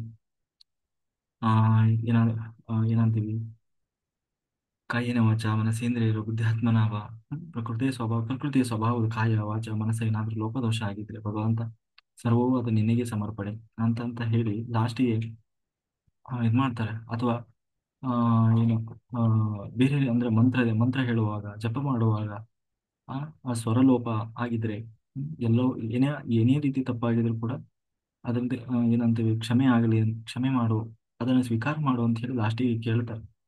ಕೇಳಿದಾಗ ಖಂಡಿತ ನಾವು ಮನಸ್ಪೂರ್ವಕವಾಗಿ ಶ್ರದ್ಧೆಯಿಂದ ಬೇಡ್ಕೊಂಡ್ರೆ, ಯಾಕೆಂದ್ರೆ ನಮ್ಮ ಯಥಾಶಕ್ತಿ ನಾವು ಮಾಡಿದ್ದೀವಿ. ಅದರಲ್ಲಿ ತಪ್ಪು ಎಷ್ಟಿತ್ತೋ, ಲೋಪದೋಷ ಎಷ್ಟಿತ್ತೋ, ಸರಿ ಎಷ್ಟಿತ್ತೋ ಗೊತ್ತಿಲ್ಲ ಭಗವಂತ. ಖಂಡಿತ ಏನೇ ಲೋಪದೋಷ ಇದ್ರೂ ನೀನು ಹೊಟ್ಟೆ ಹಾಕೊಂಡು ಇದನ್ನು ಸ್ವೀಕಾರ ಮಾಡು ಅಂತ ಹೇಳಿ ಭಕ್ತಿಯಿಂದ ಬೇಡಿದರೆ, ಶ್ರದ್ಧೆಯಿಂದ ಬೇಡಿದರೆ ಖಂಡಿತ ನಾವು ಮಾಡುವ ಪ್ರತಿಯೊಂದು ಯಜ್ಞ ಯಾಗಗಳು ಕೂಡ ಫಲ ಕೊಡ್ತವೆ. ಆದ್ರೆ ನಮಗೆ ಅದೆಲ್ಲ ಇಲ್ಲ. ಒಟ್ಟಲ್ಲಿ ಬೇಗ ಬೇಗ ಮುಗಿಸ್ಬೇಕು, ಅಥವಾ ಬೇರೆ ಇನ್ನೇನೋ ಅದನ್ನ ಮುಗಿಸಿ ಬೇರೆ ಇನ್ನೇನೋ ಕೆಲಸ ಇರ್ತದೆ, ಇಲ್ಲ ಬೇಗ ಅಲ್ಲಿ ಹೋಗಿ ಊಟದ ವ್ಯವಸ್ಥೆ ಏನೋ ಒಂದು, ಅಲ್ಲಿ ಶ್ರದ್ಧೆ ಅನ್ನೋದು ಬಿಟ್ಟು ಬೇರೆ ಎಲ್ಲದೂ ಇರ್ತದೆ. ಆದ್ರೆ ನಿಜವಾಗ್ಲೂ ಇರಬೇಕಾದ ಶ್ರದ್ಧೆ ಅನ್ನೋದು ಅದು ಇರೋಲ್ಲ. ಅವಾಗ ಅದು ಹೆಂಗೆ ಕೆಲಸ ಮಾಡ್ಲಿಕ್ಕಾಗ್ತದೆ? ಹಾಗಾಗಿ ನಾವು ಡಂಬಾಚಾರದಿಂದ ತೋರಿಸ್ಕೊಳ್ಲಿಕ್ಕಾಗಿ ನಾವು ಜನರ ಹತ್ರ ನಾವು ಮಾಡಿದ್ವಿ ಅನ್ನೋದನ್ನ ನಾವು ತೋರಿಸ್ಕೊಳ್ಲಿಕ್ಕಾಗಿ, ಬರೀ ಅಥವಾ ನಮಗೇನೋ ಒಂದು ಕಷ್ಟ ಬಂದಿದೆ, ಕರ್ಮ ಬಂದಿದೆ, ಅದನ್ನ ತಡ್ಕೊಳ್ಲಿಕ್ಕಾಗಿ ಅನ್ನೋ ಉದ್ದೇಶ ಇಟ್ಕೊಂಡೇ ಮಾಡುವುದಿಲ್ಲ. ಮಾಡುವ ಎಲ್ಲವನ್ನು ಕೂಡ ಅದು ದೇವರ ಪ್ರೀತಿಗಾಗಿ ಅಂತ ಮಾಡಿದರೆ ಖಂಡಿತ ಫಲ ಸಿಗ್ತದೆ. ಹಾಗಾಗಿ ಮಂತ್ರ ಸರಿಯಾಗಿ ಹೇಳದೆ, ಮಂತ್ರ ಸರಿಯಾಗಿ ಹೇಳದೆ ಮಂತ್ರ ತಪ್ಪು ಹೇಳುವುದು, ಪದ ಉಚ್ಚಾರ ಸರಿಯಾಗಿಲ್ಲದೆ ಇರುವುದು, ಇವೆಲ್ಲವೂ ಕೂಡ ವಿಧಿಹೀನ. ಈ ರೀತಿ ಮಾಡುವ ಯಜ್ಞ ತಾಮಸ ಯಜ್ಞವಾಗ್ತದೆ. ಅದ್ರ ತಲೆ ಬುಡ ಗೊತ್ತಿಲ್ಲ. ಯಾರೋ ಏನೋ ಹೇಳಿದ್ರು, ಆ ಈ ಮಂತ್ರ ಹೇಳು, ಈ ಸ್ತೋತ್ರ ಹೇಳು, ನಿನಗೆ ಒಳ್ಳೇದಾಗ್ತದೆ. ಅಂದ್ರೆ ಏನು ಅಂತ ಗೊತ್ತಿಲ್ಲ, ಆ ಸ್ತೋತ್ರದ ಅರ್ಥ ಗೊತ್ತಿಲ್ಲ, ಅದ್ರ ಉಚ್ಚಾರ ಸರಿ ಬರ್ತಿಲ್ಲ, ಸುಮ್ಮನೆ ತಪ್ಪು ತಪ್ಪು ತಪ್ಪು ಹೇಳೋದು. ಹೀಗೆ ಹೇಳಿ ಅದರಿಂದ ನಾನು ಹೇಳಿದೆ, ನಾನು ಮಾಡಿದೆ, ನಾನು ಅಷ್ಟು ಸಾರಿ ಜಪ ಮಾಡಿದೆ, ನನಗೇನು ಸಿಗ್ಲಿಲ್ಲ, ಏನೂ ಆಗ್ಲಿಲ್ಲ ಅಂದ್ರೆ ಅದು ಹೆಂಗೆ ಬರ್ಲಿಕ್ಕೆ ಸಾಧ್ಯ? ಹಾಗೆ ಯಾವುದೇ ಯಜ್ಞದಲ್ಲಿ ಹ, ಹೀಗೆ ಪ್ರತಿಮೆ ಮೂಲಕ ಮತ್ತು ಅಗ್ನಿ ಮೂಲಕ ಆರಾಧನೆ ನಡೀತದೋ ಅದೇ ರೀತಿ ಚತುರ್ಮೂರ್ತಿಗಳ ಆರಾಧನೆ ಕೂಡ ಮುಖ್ಯ. ಅಂದ್ರೆ ಆ ಅಲ್ಲಿ ಯಾವುದೇ ಒಂದು ಕೆಲಸ ಮಾಡಿದಾಗ ಅಲ್ಲಿ ಅನ್ನದಾನ ಮಾಡುವುದು ಬಹಳ ಮುಖ್ಯವಾಗ್ತದೆ. ಅನ್ನದಾನ ಯಾಕೆ ಅಲ್ಲಿ ಅನ್ನದಾನ ಅಂತಂದ್ರೆ ಚರ ಮತ್ತೆ ಆಚಾರ ಅಂತ. ಅಂದ್ರೆ ಚರ ಅಂದ್ರೆ ಚಲಿಸುವ ಭಗವಂತನ ಮೂರ್ತಿಗಳು. ಅನ್ನದಾನ ಅಂದ್ರೆ ಅಲ್ಲಿ ಆ ಅನ್ನದಾನದಿಂದ ಹೊಟ್ಟೆ ತಣಿಸ್ಬೇಕು. ಹೀಗೆ ಅನ್ನದಾನವೇ ಇಲ್ಲದೆ, ದಕ್ಷಿಣೆ ಇಲ್ಲದೆ ಮಾಡುವ ಯಜ್ಞ ತಾಮಸ ಯಜ್ಞವಾಗ್ತದೆ. ಇವೆಲ್ಲದಕ್ಕಿಂತ ಯಾವುದೇ ಕೆಲಸ ಮಾಡಿ ಅಲ್ಲಿ ಅನ್ನದಾನ ಇರಬೇಕು. ಅದಕ್ಕೆ ನೀವು ಯಾವುದೇ ಕೆಲಸ ಮಾಡಿದ್ರು ಲಾಸ್ಟಿಗೆ ಪ್ರಸಾದ ಅಂತ ಕೊಡ್ತಾರೆ. ಅನ್ನದಾನ ಅಂದ್ರೆ ಬರೀ ಅನ್ನ ಬೇಯಿಸಿ ಹಾಕೋದೇ ಅಂತಾನೆ ಆಗ್ಬೇಕಂತೇನಿಲ್ಲ. ಹಾ ಅದಕ್ಕೆ ನೀವು ಯಾವುದೇ ನಾವು ಕರ್ಮ ಮಾಡಿದ್ರು ಕೂಡ ಆ, ಅಲ್ಲಿ ಪ್ರಸಾದ ಅನ್ನೋದು ಒಂದು ಇದ್ದೇ ಇರ್ತದೆ. ಹಾಗೆ ಅದರಲ್ಲೂ ಅನ್ನದಾನ ಮಾಡಿದ್ರೆ ಶ್ರೇಷ್ಠ. ಆವಾಗ ಅದು ಸಾರ್ಥಕವಾಗ್ತದೆ, ನಿಜವಾಗ್ಲೂ ನಾವು ಮಾಡಿದ ಯಜ್ಞ. ಎಲ್ಲದಕ್ಕಿಂತ ಮುಖ್ಯವಾದದ್ದು ಶ್ರದ್ಧೆ. ಭಗವಂತನ ಮೇಲೆ ಅಚಲವಾದ ಶ್ರದ್ಧೆ, ಶ್ರೇಷ್ಠವಾದ ಶ್ರದ್ಧೆ ಇಲ್ಲದೆ ಮಾಡುವ ಯಾವುದೇ ಯಜ್ಞ ಇರಬಹುದು, ಅದು ಸರ್ವತ್ರ ತಾಮಸ ಯಜ್ಞವಾಗ್ತದೆ. ಆಹಾರ ಮತ್ತೆ ಯಜ್ಞದ ನಂತರ ಕೃಷ್ಣ ಈ ಮೂರು ವಿಧದ ತಪಸ್ಸಿನ ಬಗ್ಗೆ ಹೇಳ್ತಾ ಇದ್ದೇನೆ. ಮೂಲತಃವಾಗಿ ತಪಸ್ಸಿನಲ್ಲಿ ಮೂರು ವಿಧ ಇದೆಯಪ್ಪ. ನಮ್ಮ ನಡೆಯಲ್ಲಿ ಶಿಸ್ತುಬದ್ಧತೆಯನ್ನ ತರುವುದು ತಪಸ್ಸು, ಆಳವಾದ ಚಿಂತನೆಯನ್ನು ನಡೆಸುವುದು ತಪಸ್ಸು, ಮನಃಶುದ್ಧಿಗಾಗಿ ಮಾಡುವ ದೇಹದಂಡನೆಯೂ ಕೂಡ ತಪಸ್ಸು, ಆ ಏನಂತೀವಿ, ಆ ಒಳಗಿರುವ ಭಗವಂತನನ್ನ ಕಾಣಲಿಕ್ಕೆ ಧ್ಯಾನಾಸಕ್ತನಾಗಿ ಕೂರುವುದು ಕೂಡ ತಪಸ್ಸು. ತಪಸ್ಸು ಮಾಡಲು ಇನ್ನು ಕಾಡಿಗೆ ಹೋಗಬೇಕಾಗಿಲ್ಲ, ಮನೆಯಲ್ಲೇ ಇದು ತಪಸ್ಸು ಮಾಡಬಹುದು. ಸಾತ್ವಿಕ, ರಾಜಸ, ತಾಮಸ ತಪಸ್ಸನ್ನ ಆ ವಿವರಿಸುವ ಮೊದಲು ಕೃಷ್ಣ ಶರೀರ ಮತ್ತೆ ಆ ಶರೀರ, ನಮ್ಮ ಮಾತು, ನಮ್ಮ ಏನಂತೀವಿ, ಆ ಮನ ಎನ್ನುವ ಮೂಲಭೂತವಾದ ಮೂರು ತಪಸ್ಸಿನ ವಿವರಣೆಯನ್ನು ಹೇಳ್ತಾ ಇದ್ದಾನೆ. ಅಂದ್ರೆ ದೇವರ ಪ್ರತೀಕ ಎಲ್ಲಿ ಕಾಣ್ತೋ ಅಲ್ಲಿ ತಲೆಬಾಗು. ಅಂದ್ರೆ ಮನಸ್ಸು ಹೇಗಿರ್ಬೇಕಂತ ಹೇಳಿ, ಜ್ಞಾನಿಗಳು ಕಂಡ್ರೆ ಗೌರವ ಕೊಡು, ಗುರುವಿಗೆ ತಲೆಬಾಗು. ಭಗವದ್ಭೂತಿಯಿಂದ ಭಗವಂತನನ್ನ ಅನುಭವಿಸಿದ ಅನುಭವಿಗಳಾದಂತಹ ಏನಂತೀವಿ ಪ್ರಾಜ್ಞರು, ಅಂದ್ರೆ ಯೋಗಿಗಳು, ಜ್ಞಾನಿಗಳು ಕಂಡ್ರೆ ಅವರನ್ನು ಗೌರವಿಸು. ಇವೆಲ್ಲವೂ ಶರೀರ ತಪಸ್ಸು. ಅಂದ್ರೆ ನಾವು ಶರೀರದಿಂದ ಮಾಡುವಂತಹ ತಪಸ್ಸು. ದೊಡ್ಡವರು ಕಂಡಾಗ ತಲೆಬಾಗುವುದು. ಆ, ಇದರ ಜೊತೆಗೆ ಶುಚಿತ್ವವನ್ನು ಕಾಪಾಡ್ಕೋ, ಬದುಕುವುದು, ನೇರ ನಡೆ ನುಡಿ ಬ್ರಹ್ಮಚರ್ಯ ಪಾಲನೆ, ಇನ್ನೊಬ್ಬರಿಗೆ ನಮ್ಮಿಂದ ತೊಂದರೆ ಆಗದಂತೆ ಬದುಕುವುದು, ಇವೆಲ್ಲವೂ ಕೂಡ ಶರೀರದ ತಪಸ್ಸು ಅಂತ ಹೇಳ್ತಾ, ಎಲ್ಲಿ ನಿಜವಾದ ಸಜ್ಜನಿಕೆ ಇದೆ ಅದನ್ನು ಮೆಚ್ಚುಕೋ. ಅದಕ್ಕೆ ಪೂರಕವಾಗಿ ಇನ್ನೊಬ್ಬರನ್ನು ನೋಯಿಸದೇ ಇರುವುದು, ಅವರಿಗೆ ಹಿತವಾದ ರೀತಿ ಮಾತನಾಡುವುದು, ಇದು ಮಾತಿನ ತಪಸ್ಸು. ಮಾತಿನಲ್ಲಿ ವಾಕ್ ತಪಸ್ಸು.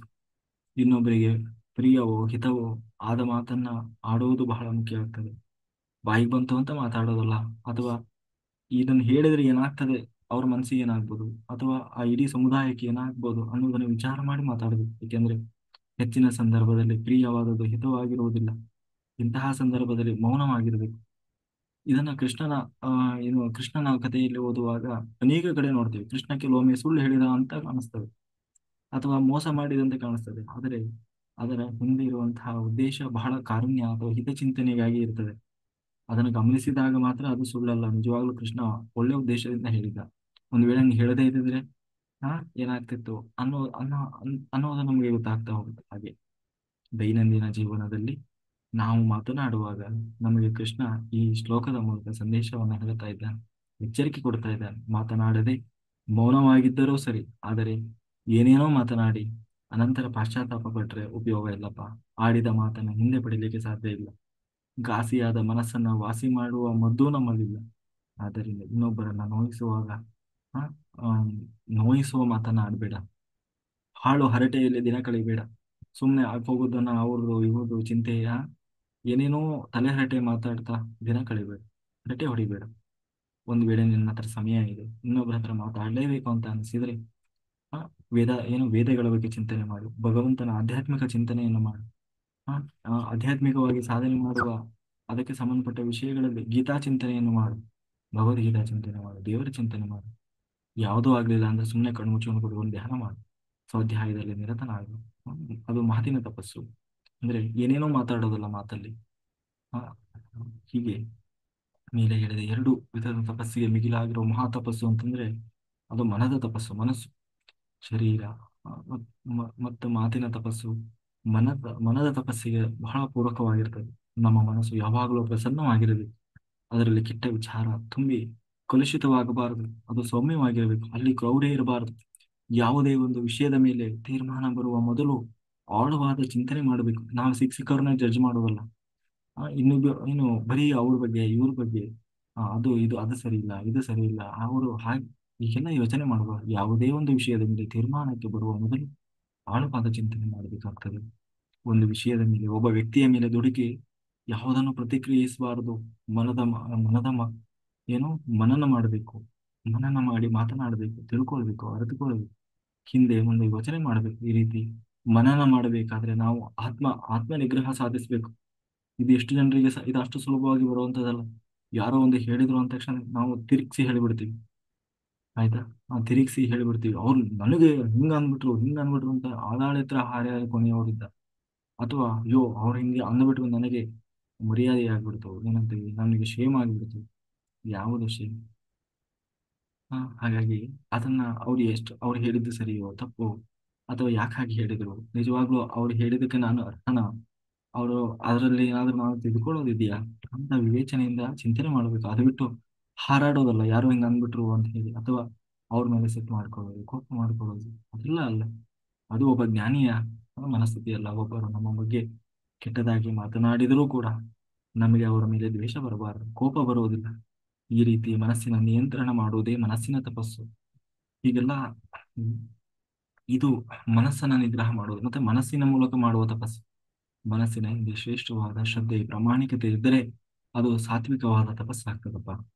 ಹಾಗೆ ಭಗವಂತನ ಪಾರಮ್ಯದ ಎಚ್ಚರದಿಂದ ಭಗವಂತ ಪ್ರೀತಿಯಾಗಲಿ ಎನ್ನುವ ಅನುಸಂಧಾನದಿಂದ ಮಾಡುವ ಪ್ರತಿಯೊಂದು ಕ್ರಿಯೆ ಸಾತ್ವಿಕ ಕ್ರಿಯೆ ಎನಿಸ್ತದೆ. ಉದಾಹರಣೆಗೆ ಗುರುವಿಗೆ ನಮಸ್ಕಾರ ಮಾಡುವಾಗ ಆ ಗುರುವಿನ ಅಂತರ್ಗತ ಆದಂತಹ ಆ ಭಗವಂತನಿಗೆ ನಮಸ್ಕಾರ ಮಾಡ್ತಾ ಇದ್ದೇನೆ ಅನ್ನುವ ಅನುಸಂಧಾನ.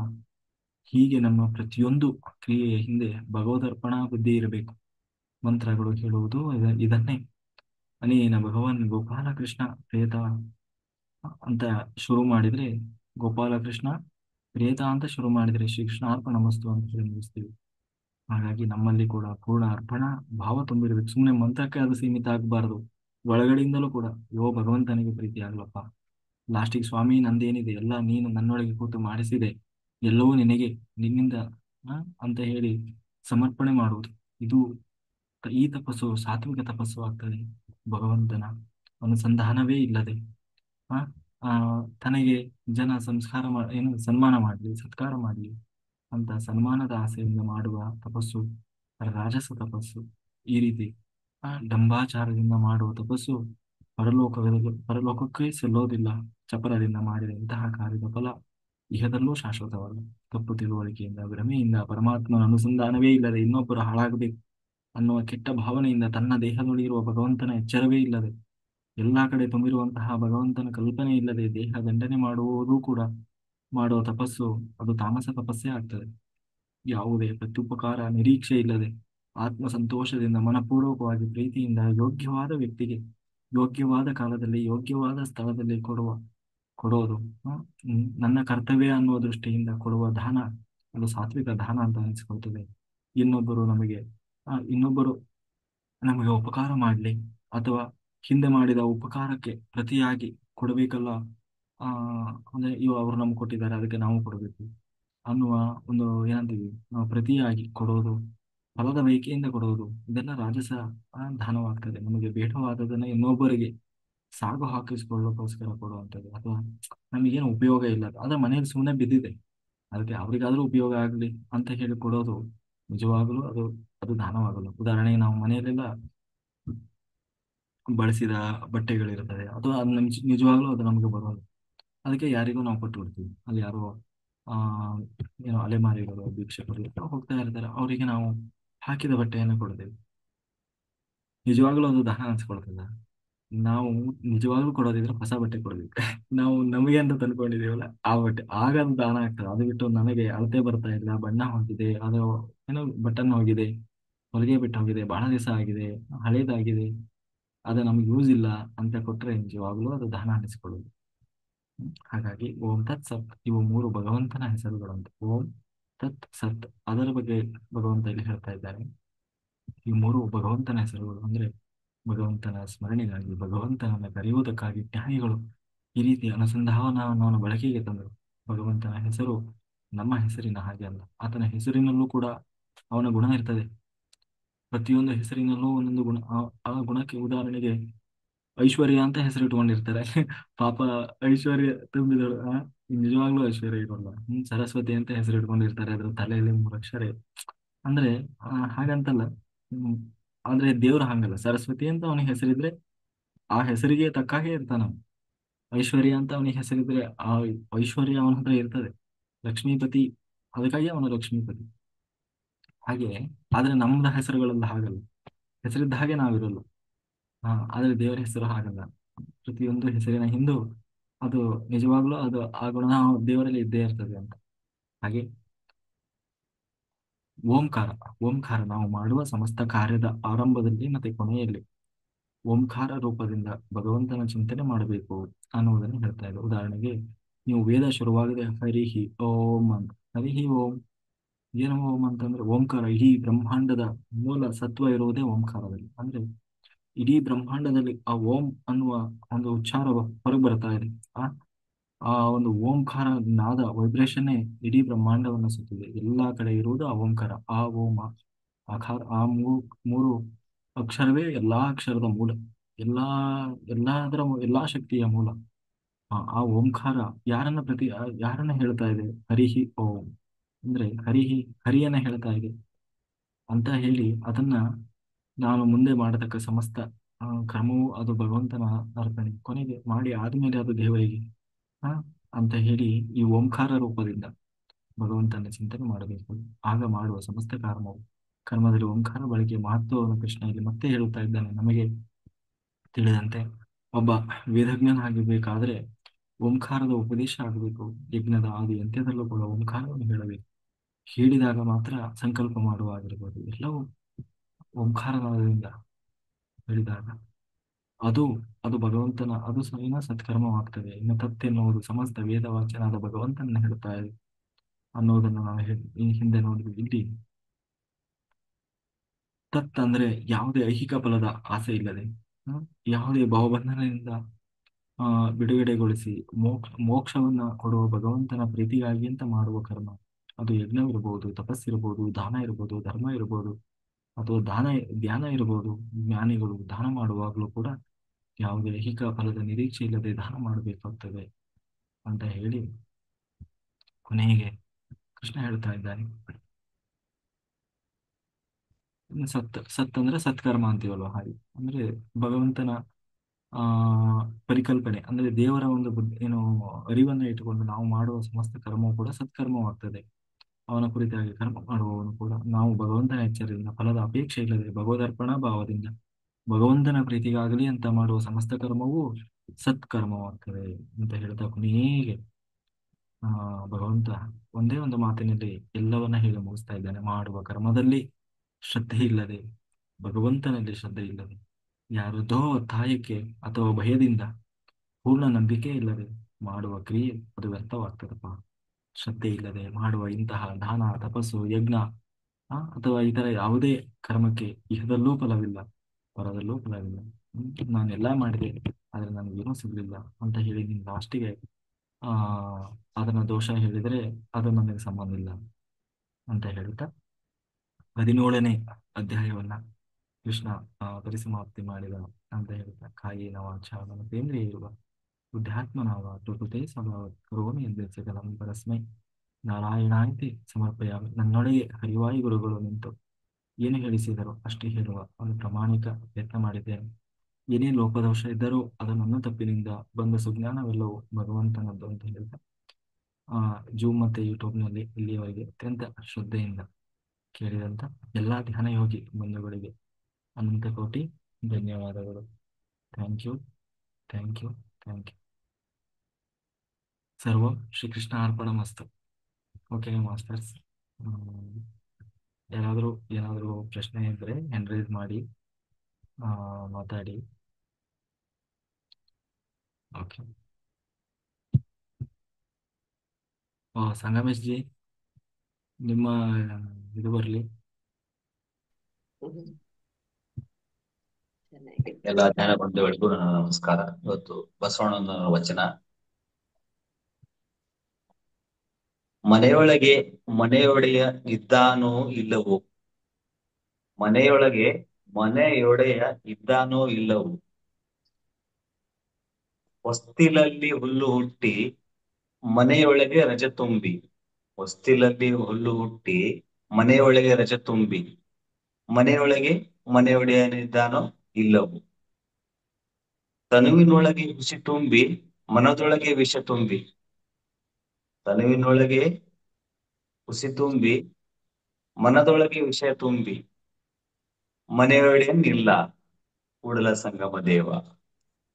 ಅಂದ್ರೆ ಮನೆಯೊಳಗೆ ಮನೆಯೊಡೆ ಇದ್ದಾನೋ ಇಲ್ಲವೋ ಅಂದ್ರೆ ನೀವು ಒಂದು ಮನೆ ಬಹಳ ದಿವಸ ನೀವು ಅದಕ್ಕ ಮನೆಯೊಳಗೆ ಕಸ ಬಳಿಯೋದಾಗ್ಲಿ, ಕ್ಲೀನ್ ಮಾಡೋದಾಗ್ಲಿ, ಕೀಲಿ ಹಾಕಿ ಬಹಳ ದಿನ ಬಿಟ್ರೆ ಏನಾಗ್ತದ, ಹುಲ್ಲು ಹುಟ್ಟುತ್ತದ, ಮನೆಯೊಳಗೆ ನೂಲಾಸ್ ಬೆಳಿತದ.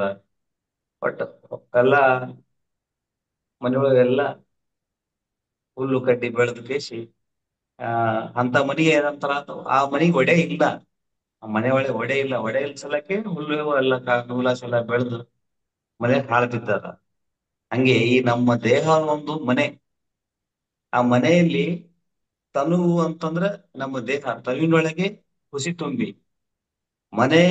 ಮನದೊಳಗೆ ವಿಷ ತುಂಬಿ, ತನುವಿನೊಳಗೆ ವಿಷ ತುಂಬಿ ಮನದೊಳಗೆ ವಿಷ ತುಂಬಿರ ಮನೆಯೊಳಗೆ ಇರಲ್ಲ, ಅಲ್ಲಿ ಇರ್ತಾನೆ ಇರಲ್ಲ ದೇವರು. ಪರಮಾತ್ಮ ಇರ್ತಾನೆ, ನಮ್ ದೇವರೊಳಗೆ ಇರಲ್ಲ, ಮನೆಯೊಳಗೆ ಇಲ್ಲ. ಮನೆಯೊಳಗೆ ಇಲ್ಲ ಕೂಡಲ ಸಂಗಮ ದೇವ. ಅದಕ್ಕ ನಮ್ಮ ತನುವಿನೊಳಗೆ ವಿಷ ತುಂಬಬಾರ್ದು. ಅಂದ್ರೆ ನಾವು ಹುಸಿ ಆಡಬಾರ್ದು. ವಿಷ ಅಂದ್ರೆ ಹೊರಗೊಂದು ಒಳಗೊಂದು ಆಡಬಾರ್ದು ಅಂತ ವಚನದ ಸಾರಾಂಶ. ನಮಸ್ಕಾರ. ತುಂಬಾ ಚೆನ್ನಾಗಿತ್ತು. ಮನೆಯದೊಳಗೆ ವಿಷ ತುಂಬಿ. ಓಕೆ ಮಾಸ್ಟರ್, ಬಗ್ಗೆ ಯಾರಾದ್ರೂ ಹೇಳ್ತೀರಾ? ಉಮಾಶ್ರೀ ಮಾಸ್ಟರ್ ಮಾತಾಡ್ತೀರಾ, ಹೇಳ್ತೀರಾ? ಹೇಳಿ ಇದ್ದಾರ ಅನ್ಮ್ಯೂಟ್. ಇದ್ದಾರ ಹಾ, ಅವತ್ತು ಹೇಳ್ತೀನಿ ಅಂತ ಹೇಳಿದ್ರಿ.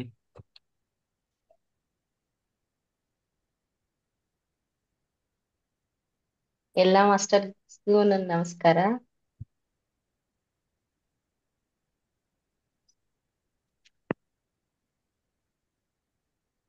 ಮನವು ದೇಹದೊಳಗೆ ಲಯವಾಗಿ ಪುಟವಿಡಿದು ಸುಳಿದಾಡುವ ಮಹಾಮಹಿಮಂಗೆ ಅಹುದಾಗದೆಂಬ ಭ್ರಾಂತೇಕೋ ತಹುದು ಬಾರದೊಡೆ ಶಿವನರಿದು ತಹುದು ಕೂಡಲ ಸಂಗಮ ದೇವರು ಬಲ್ಲಂತೆ ಆಗಲಿ.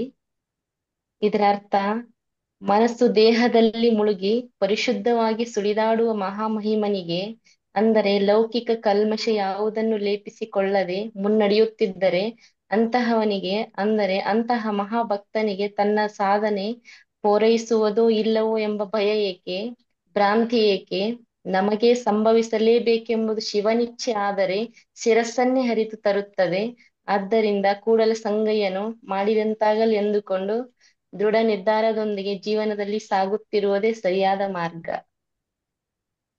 ಇಷ್ಟೇ master, thank you. Very good, ಚೆನ್ನಾಗಿತ್ತು. ಚೆನ್ನಾಗಿದೆ. Thank you, thank you. ಒಂದೊಂದು ವಚನಗಳು ತುಂಬಾ ಚೆನ್ನಾಗಿ ಕೊಡ್ತಾರೆ. ಇವಾಗ ಸರ್ ಕೂಡ ಕೊಟ್ರು, ಮೇಡಮ್ ಕೂಡ ಕೊಟ್ರು. ನಾನು ಏನ್ ಕೊಡ್ತೀನಿ ಅಂತ, ನೀವು ತುಂಬಾ ಚೆನ್ನಾಗಿ ಅದ್ಭುತವಾಗಿ ನಡ್ಕೊಳ್ತಾರೆ. ಇವತ್ತು ತುಂಬಾ ಚೆನ್ನಾಗಿತ್ತು. ಭಗವತ್ ಥ್ಯಾಂಕ್ ಯು ಮಾಸ್ಟರ್. ಎಷ್ಟು ಚೆನ್ನಾಗಿ ಹೇಳ್ತಾ ಇದ್ರು. ವಿನುತಾ ಮೇಡಮ್ ಅಂತ ಯಾರು ಹೇಳ್ತಾರೆ, ನಾನು ಯೂಟ್ಯೂಬ್ ನೋಡಿದೆ, ತುಂಬಾ ಚೆನ್ನಾಗಿ ಕೊಡ್ತಾ ಇದಾರೆ ಅಂತ. ವಿನುತಾ ಅವರು ಅಟೆಂಡ್ ಆಗಿದ್ದಾರೆ ನೋಡಿ, ಕಳ್ಸಿದ್ದೆ ಲಿಂಕ್. ಆಗಿದೆ. ಹಾ, ಅವ್ರು ತುಂಬಾ ಚೆನ್ನಾಗಿ ನಾವು ಮಾತಾಡ್ಕೊತಾ ಇದ್ವಿ ಸರ್. ಅವರು ನಾವು ಲಿಂಕ್ ಕಳ್ಸಿ ನಾನು ಅಟೆಂಡ್ ಆಗ್ಬೇಕು, ಜಾಯ್ನ್ ಆಗ್ಬೇಕು ಅಂತಂದ್ರು. ಅವ್ರಿಗೆ ತುಂಬಾ ಹೃದಯಪೂರ್ವಕ ನಮಸ್ಕಾರಗಳು ಹೇಳ್ತೆ. ಯಾಕಂದ್ರೆ ಈ ವೇದಿಕೆ ಅಂತ ಅನ್ನೋದು ಪ್ರತಿಯೊಬ್ಬರಿಗೂ ಮೂಡ್ಬೇಕು ಅನ್ನೋ ಒಂದು ಉದ್ದೇಶ ನಂದಾಗಿರುತ್ತೆ ಸರ್. ಹಾಗೆ ನಾನು ಹೇಳ್ತಾ ಇದ್ದೀನಿ, ಇವತ್ತು ಆಧ್ಯಾತ್ಮಿಕ ವಿಜ್ಞಾನವನ್ನು ಅರ್ಥ ಮಾಡಿಕೊಳ್ಬೇಕು. ನಾವು ಆಧ್ಯಾತ್ಮಿಕದಲ್ಲಿದ್ದು ಅವ ಕೊಡುವಂತ ಜ್ಞಾನಗಳನ್ನ ನಾವು ಅರ್ಥ ಮಾಡ್ಕೊಳ್ಬೇಕು ಅಂತ ಒಂದೇದು ಹೇಳ್ತೀನಿ. ಮೊದಲನೇದು ಸಜ್ಜನ ಸಾಂಗತ್ಯ. ಸತ್ಯವನ್ನು ಅಭ್ಯಾಸ ಮಾಡುವವರೊಂದಿಗೆ ನಾವು ಸಹವಾಸ ಮಾಡಬೇಕು. ಇದರಿಂದ ನಾವು ಸತ್ಯವನ್ನು ಕಲಿಯುತ್ತೇವೆ. ಅಂದ್ರೆ ಸಜ್ಜನ ಸಾಂಗತ್ಯ ಅಂತಂದ್ರೆ ಅವರು ಸತ್ಯವನ್ನ ಅಭ್ಯಾಸ ಮಾಡ್ತಿರ್ತಾರೆ, ಅಂತವ್ರ ಜೊತೆ ಮಾತ್ರ ನಾವು ಸಂಘ ಮಾಡಿದ್ರೆ ಒಳ್ಳೆ ಸತ್ಯನ ತಿಳ್ಕೊಬೇಕು ಅಂತ ಸಹವಾಸ ಮಾಡ್ಬೇಕು ಮಾಡಿದ್ರೆ ಆತರ. ಎರಡನೇದ್ ಬಂದು ಸ್ವಾಧ್ಯಾಯ ಅಂತ ಹೇಳಿ. ಸ್ವಾಧ್ಯಾಯ, ನಾವು ಆಧ್ಯಾತ್ಮಿಕ ಗುರುಗಳು ಬರೆದ ಆಧ್ಯಾತ್ಮಿಕ ಗ್ರಂಥಗಳ ಮೂಲಕ ಸಾಗಬೇಕು. ಇದರಿಂದ ಆ ಆಧ್ಯಾತ್ಮಿಕ ಗುರುಗಳು ಕಲಿತ ಮತ್ತು ಅಭ್ಯಾಸ ಮಾಡಿದ ಆಧ್ಯಾತ್ಮಿಕ ಅಂಶಗಳನ್ನು ನಾವು ತಿಳಿದುಕೊಳ್ಳುತ್ತೇವೆ. ಅಂದ್ರ ಆಧ್ಯಾತ್ಮಿಕದ್ದು ಅಭ್ಯಾಸಗಳು ಗುರುಗಳು ಏನ್ ಬರ್ದಾರ ಅದನ್ನ ಆ ಗ್ರಂಥನ ಮೂಲಕ ನಾವು ಓದ್ಬೇಕು ಅಂತ ಹೇಳ್ತಾರೆ. ಆ ಓದೋದ್ರಿಂದ ಆ ಅಭ್ಯಾಸ ಮಾಡೋದ್ರಿಂದ ಕಲಿತು ಅಭ್ಯಾಸ ಮಾಡಿದ್ರೆ ಮತ್ತೊಬ್ರಿಗೆ ಕೂಡ ಹೇಳ್ಬೋದು. ಆ ಆಧ್ಯಾತ್ಮಿಕ ಅಭ್ಯಾಸ ಅಂಶಗಳನ್ನ ತಿಳಿದುಕೊಳ್ತೀವಿ ನಾವು. ಓದೋದ್ರಿಂದ ಸ್ವಾಧ್ಯಾಯನು ಕೂಡ ನಾವು ಅದ್ರ ಬಗ್ಗೆ ಎಲ್ಲ ತಿಳ್ಕೊತಾ ಇರ್ತೀವಿ ಅಂತ. ಮೂರನೇದ್ ಬಂದಿಸ್ ಧ್ಯಾನ. ನಾವು ಧ್ಯಾನವನ್ನು ಅಭ್ಯಾಸ ಮಾಡಬೇಕಾಗಿದೆ. ಧ್ಯಾನವು ಆಧ್ಯಾತ್ಮಿಕ ವಿಜ್ಞಾನದ ಹೆಬ್ಬಾಗಿಲು ಅಂತ ಹೇಳ್ತೀವಿ. ನಾವು ಧ್ಯಾನ ಡೈಲಿ ಅಭ್ಯಾಸ ಮಾಡ್ತಿರ್ತೀವಿ. ಅದು ಬಂದು ಧ್ಯಾನವು ಆಧ್ಯಾತ್ಮಿಕ ಹೆಬ್ಬಾಗಿಲು ಅಂತ ಹೇಳ್ತೀವಿ. ಇದೊಂದು ಹೆಬ್ಬಾಗಿಲು ಇದ್ದಾಗೇನೆ. ತುಂಬಾ ಚೆನ್ನಾಗಿ ಕೊಟ್ಟಿದ್ದಾರೆ ಸರ್. ಒಂದು 3 ಸಬ್ಜೆಕ್ಟ್ ಬಗ್ಗೆನು, ಸಜ್ಜನ ಸಾಂಗತ್ಯ, ಸ್ವಾಧ್ಯಾಯ, ಧ್ಯಾನ, ಇದ್ರ ಬಗ್ಗೆ ತುಂಬಾ ಚೆನ್ನಾಗಿ ಕೊಟ್ಟಿದ್ದಾರೆ. ಅದನ್ನ ಕೂಡ ನಾನು ಅಭ್ಯಾಸ ಮಾಡ್ಕೊಂಡು ಓದ್ತಾ ಇದ್ದೆ. ಇದು ಕೊಡ್ಬೇಕು ಟಿಪ್ಸ್, ಪ್ರತಿಯೊಬ್ಬರಿಗೂ ಬೇಕೇ ಬೇಕು 3 ಅಂತ ಅನ್ನೋದ್ರ ಮುಖಾಂತರ ನಾನು ಹೇಳಕ್ ಇಷ್ಟಪಡ್ತೀನಿ ಸರ್. ಎಲ್ರಿಗೂ ಧನ್ಯವಾದಗಳು ಹೇಳ್ತೀನಿ. ಹೇಳ್ತಾರೆ ಸರ್, ಹೇಳ್ತಾ ಇರ್ತಾರೆ ಯಾರು ಪತ್ರಿಜಿಯವರು, my dear friends, my dear gods, my dear masters ಅಂತ. ನೀವು ಅಯ್ಯರ್ ಮಾಸ್ಟರ್ ಆಗಿ ಒಳ್ಳೆ ಶ್ರೀಕೃಷ್ಣ ಪರಮಾತ್ಮ ತರ ಆ ಒಂದು ಗ್ರಂಥ ಓದ್ತಿರಲ್ಲ, ಆ ಭಗವದ್ಗೀತೆ ತುಂಬಾ ಚೆನ್ನಾಗಿ ಅದ್ಭುತವಾಗಿ ನಡ್ಕೋಬೇಕು ಸರ್. ಅದು ಎಬ್ಬೆ ಆಗಿಲ್ಲ ಅಂತಂತ ಅದ್ರ ಮುಖಾಂತರ ನಾವು ತಿಳ್ಕೊಬೇಕಾದದ್ದು ಸ್ವಾದಾಯ. Okay sir, thank you, thank you, good night ಎಲ್ರಿಗೂ. ಶಿಲ್ಪಾ ಮಾಸ್ಟರ್ ಮಾತಾಡಿ. ಎಸ್, ಉಳ್ಳವರು ಶಿವಾಲಯ ಮಾಡುವರಯ್ಯ, ನಾನೇನು ಮಾಡುವೆ ಬಡವನಯ್ಯ, ಎನ್ನ ಕಾಲೇ ಕಂಬ ದೇಹವೇ ದೇಗುಲ, ಶಿರವೇ ಹೊನ್ನ ಕಳಸವಯ್ಯ, ಕೂಡಲ ಸಂಗಮ ದೇವ ಕೇಳಯ್ಯ, ಸ್ಥಾವ ಕಳಿ ಉಂಟು ಆದರೆ ಜಂಗಮ ಕಳಿವಿಲ್ಲ. ಅಂದ್ರೆ ಉಳ್ಳವರು ಶಿವಾಲಯ ಮಾಡುವರು ಅಂದ್ರೆ ಹಣವಿರುವರು ಅಥವಾ ಶ್ರೀಮಂತರು ದೇವಾಲಯನು ಕಟ್ಟುವರು, ಆದ್ರೆ ಬಡವನಾದ ನಾನೇನು ಕಟ್ಟಲಯ್ಯ. ಎನ್ನ ಕಾಲು ಅಂದ್ರೆ ನನ್ನ ಕಾಲೇ ಕಂಬ, ನನ್ನ ದೇಹವೇ ಒಂದು ದೇವಾಲಯ, ಮತ್ತೆ ಶಿರವನ್ನ ಕಳಸವಯ್ಯ ಅಂದ್ರೆ ಒಂದು ನನ್ನ ತಲೆಯೇ ಬಂಗಾರದ ಕಳಸವಯ್ಯ, ಕೇಳಯ್ಯ ಕೂಡಲ ಸಂಗಮ ದೇವ, ಗುಂಡಗಳಿಗೆ ಅಳಿವಿದೆ ಆದರೆ ಜಂಗಮ ಕಳಿವಿಲ್ಲಯ್ಯ ಅಂದ್ರೆ ಜಂಗಮನ ಸೇವೆಯಲ್ಲಿರುವ ನನ್ನ ದೇಹಕ್ಕೆ ಅಳಿವಿಲ್ಲ. Thank you masters. Okay madam. Madam video on ಮಾಡ್ಕೊಂಡು ಮಾತಾಡ್ಬೇಕು, ಗೊತ್ತಾಗ್ಬೇಕಲ್ಲ, ನೋಡ್ಬೇಕಲ್ಲ ಎಲ್ಲ. ಸರ್ ನೆಟ್ವರ್ಕ್ ಪ್ರಾಬ್ಲಮ್ ಆಗ್ತದೆ. ಇನ್ನೊಂದು, ಇದು ನಮ್ಮ ಬದುಕುವುದು ಹೇಗೆ, ನಾವು ಹೇಗ್ ಬದುಕ್ಬೇಕು, ಹೆಂಗ್ ಬದುಕ್ತೀವಿ ಅಂದ್ರೆ ನಾವು ನಮ್ ವಿಚಾರಗಳ ಮೇಲೆ ನಾವು ಬದುಕ್ತೀವಿ, ಹೌದಲ್ರಿ? ನಮ್ಮ ವಿಚಾರ ಶಕ್ತಿ ಮೇಲೆ ನಾವು ಬದುಕ್ತೀವಿ. ಈಗ ಏನೋ ಒಂದ್ ಕೆಲಸ ಮಾಡೋದು ಅದ್ರ ಬಗ್ಗೆ ವಿಚಾರ ಮಾಡ್ತೀವಿ, ಹೆಂಗ್ ಕೆಲಸ ಮಾಡ್ಬೇಕು, ಹೆಂಗ ವಿಚಾರಗಳ ಮೇಲೆ ನಾವು ಬದುಕ್ತೀವಿ. ಹೀಗೆ ನಮ್ ವಿಚಾರಗಳು ಹೆಂಗಿರ್ತಾವ ನಮ್ ಬದುಕುನು ಹಂಗೆ ಇರ್ತಾವ. ಒಂದು ಸತ್ಯ ಘಟನೆ ಹೇಳ್ತೀನಿ ಕೇಳ್ರಿ ನಿಮ್ಗೆ. ಇದು ಬಹಳ ಚಲೋ ಒಂದು ಸತ್ಯ ನಡೆದ ಘಟನೆ. ಕಲ್ಕತ್ತೆದಾಗ ನಡೆದ ಒಂದು ದೊಡ್ಡ ಫ್ಯಾಮಿಲಿ ಘಟನೆ ಅದು. ಏನಾಗ್ತದ ಅಂತಂದ್ರ, ಒಂದು ದೊಡ್ಡ ಶ್ರೀಮಂತ ಅದ ರಾಜ ಇರ್ತಾರ, ದೊಡ್ಡ ರಾಜರು. ಆ ರಾಜಗೆ ಇಬ್ರು ಮಕ್ಕಳು ಇರ್ತಾರ. ಇಬ್ರು ಮಕ್ಕಳಿದ್ದಾಗ ಆ ರಾಜ ಏನ್ ಮಾಡ್ತಾನ, ರಾಜಗೆ ಇಬ್ರು ಮಕ್ಕಳು ಬಹಳ ಪ್ರತಿಭಾಶಾಲಿಗಳು, ಅವರು ಬಹಳ ಜಾಣರು, ಮತ್ತಂಗೆ ವಿದ್ಯಾವಂತರು, ಪ್ರಬಲರಾಗಿರ್ತಾರೆ ಇಬ್ರು. ದೊಡ್ಡ ರಾಜಮನೆತನ, ಅಷ್ಟೈಶ್ವರ್ಯ, ಆರೋಗ್ಯ ಎಲ್ಲಾ ಇರ್ತದ ಬಲ್ಲಿ, ಎಲ್ಲಾ ಇದು ಯಾವ್ದಕ್ಕೂ ಕಡಿಮೆ ಇರಲ್ಲ. ಅವಾಗ ಏನಾಗ್ತದ, ತಂದೆಗೆ ವಯಸ್ಸಾಗ್ತದ. ಅವಾಗ ಏನ್ ಮಾಡ್ತಾನ, ಇಬ್ರು ಗಂಡು ಮಕ್ಕಳಿಗೆ ಆಸ್ತಿ ಹಂಚ್ಬೇಕಲ್ಲ ಅಂತ ಕೇಶಿ ಇದ್ದ ಆಸ್ತಿ ಎಲ್ಲ 2 ಭಾಗ ಮಾಡಿ ಕೊಡ್ತಾನ. ಆ ಅಣ್ಣಗೊಂದು ಭಾಗ, ತಮ್ಮಗೊಂದು ಭಾಗ. ಒಂದೇನಾಗ್ತದ ಅಂತಂದ್ರ, ಒಂದ್ ದೊಡ್ಡ ಅರಮನೆ ಇರ್ತದ, ಒಂದು 100 ಜನ ಇರ್ಬೋದು. ಆ ದೊಡ್ಡ ಅರಮನೆ ಇರ್ತದ, ಅದು ಒಂದೇ ಇರ್ತದ ಅರಮನೆ. ಯಾರಿಗ್ ಕೊಡ್ಬೇಕಂತ ಹೇಳಿ ಕೇಶಿ ತಂದಿಗ್ ಗೊತ್ತಾಗಲ್ಲ. ಅದಕ್ಕ ಹಂಗೆ ಪೆಂಡಿಂಗ್ ದಾಗ ಇಡ್ತಾನ.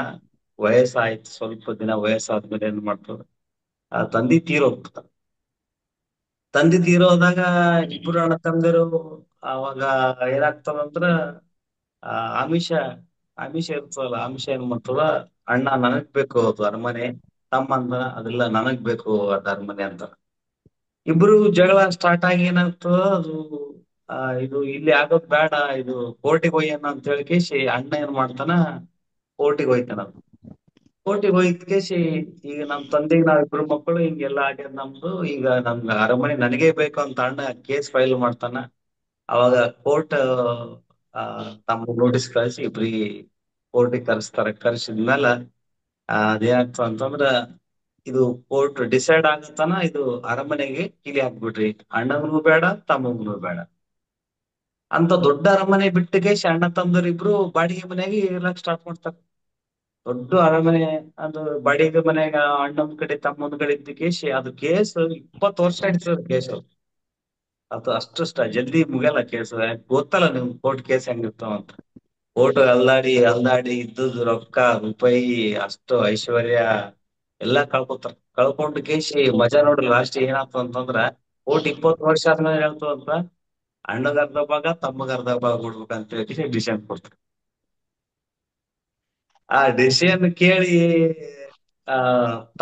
ತಮ್ಮ ಏನ್ ಮಾಡ್ತಾನ, ಡಿಸಿಷನ್ ಕೇಳಿ ತಮ್ಮ ಹತಾಶ ಆಗ್ಬಿಟ್ಟು ಕೇಶಿ ಸತ್ತೋಗ್ಬಿಡ್ತಾನ. ಯಾಕೆ ನನಗೆ ಪೂರ್ತಿ ಆದ್ರೂ ನನಗೆ ಸಿಗ್ಲಿಲ್ಲ ಅಂತ ಹೇಳಿ ತಮ್ಮ ಏನ್ ಮಾಡ್ತಾನೆ, ಹಠಾತ್ ಸತ್ತ ಹೋಗ್ಬಿಡ್ತಾನೆ. ಸತ್ತು ಹೋಗ್ಕೇಶಿ 20 ವರ್ಷದಾಗ ತಂದಿ ತಾಯಿ, ಅಣ್ಣನ ಹೆಂಡ್ರು, ಅಣ್ಣನ ಮಕ್ಕಳು, ತಮ್ಮನ ಹೆಂಡ್ರು, ತಮ್ಮನ ಮಕ್ಕಳು ಎಲ್ಲ ಸಫರ್ ಆಗ್ತಾರಲ್ಲ ಪಾಪ. ಇದ್ದ ಎಷ್ಟ ಇದ್ದು ದುಡ್ಡು ಆಸ್ತಿ ಗೀಸ್ತಿ ಎಲ್ಲ ಕೇಸ್ನ ಹಾಕ್ಬಿಟ್ಟಿಗೆ ಅದು ಆರೋಪಲಿಂದ ಲಾರಿಲ್ಲ ಆರಾಮ್ ಅಷ್ಟ ಅವ್ರು ಐಷಾರಾಮಿ ಜಿಂದಗಿ ಮಾಡ್ತಿರ್ತಾರ, ಇದು ಬಾಡಿಗೆ ಮನೆ ಕಳ್ತಿರ್ತಾರ. ಲಾಸ್ಟಿಗೆ ಅಣ್ಣ ಬಂದ್ ಕೇಶಿ ಅರಮನೆ ತೆಗೆದು ನೋಡ್ತಾನ. ಅರಮನೆದಾಗ ಎಲ್ಲ ಪೂರಾ ನೂರಾಸು ಗಿಡ ಗಂಟಿ ಎಲ್ಲ ಬೆಳೆದ್ ನಿಂತಿರ್ತಾವ. ಆ ಅವ ಒಂದ್ ಕಡೆ ಮೂಲೆ ಕುಂತ ಕೇಶಿ ವಿಚಾರ ಮಾಡ್ತಾನ. ನೋಡ್ರಿ ಇದು ವಿಚಾರ ಶಕ್ತಿ ಹೆಂಗದ. ವಿಚಾರ ಮಾಡ್ತಾನ, ಎಂತ ತಪ್ಪು ಮಾಡ್ದಲ್ಲ, ಈ ಒಂದು ಮನಿ ಸಲಾಗ ನಮ್ ಆ ತಮ್ಮ ಕಳ್ಕೊಂಡು ಎಷ್ಟು ಇದ್ರಲಿಂತ ಎಷ್ಟು ಮಂದಿ ಸಫರ್ ಆದ್ರು, ನನ್ನ ಹೆಂಡತಿ ಮಕ್ಕಳು ನಮ್ಮ ಸಂಬಂಧಿಕರು. ಆ ಈ ದೊಡ್ಡರ ಮನೆಗ 100 ಮಂದಿ ಬಂದ್ರು ನಾನು ಆತಿಥ್ಯ ಕೊಡ್ಬೋದಿತ್ತು. ಆ ಇಷ್ಟೆಲ್ಲಾ ಮಾಡ್ಬೋದಿತ್ತು. ನಮ್ ತಮ್ಮಗೆ ಬಿಟ್ರೆ ಏನಾಗ್ತಿತ್ತು ಇದು, ನಾ ಯಾಕೆ ಹಿಂಗ್ ಮಾಡ್ದ, ಏನಾಯ್ತು ನನ್ಗ.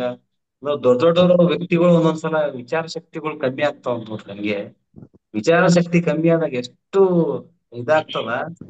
ಅವಾಗ ಅಣ್ಣಗ ಅಣ್ಣ ಏನ್ ಮಾಡ್ತಾನ, ಅವ್ರ ದೊಡ್ಡ ಗುಪ್ತಾ ಫ್ಯಾಮಿಲಿ ಎಲ್ಲಾ ಎಲ್ಲಾ ಆದ್ಮೇಲೆ ಹೊರಗೆ ಒಂದು ಬೋರ್ಡ್ ಹಾಕ್ಸ್ತಾನಂತ್ರಿ. ಏನಂತ, ಗುಪ್ತಾ ಫ್ಯಾಮಿಲಿ ಫೂಲ್ಸ್ ಅಂತ. ಗುಪ್ತಾ ಫ್ಯಾಮಿಲಿ ಫೂಲ್ಸ್ ಅಂದ್ರೆ ಹುಚ್ಚರು ಇವರು.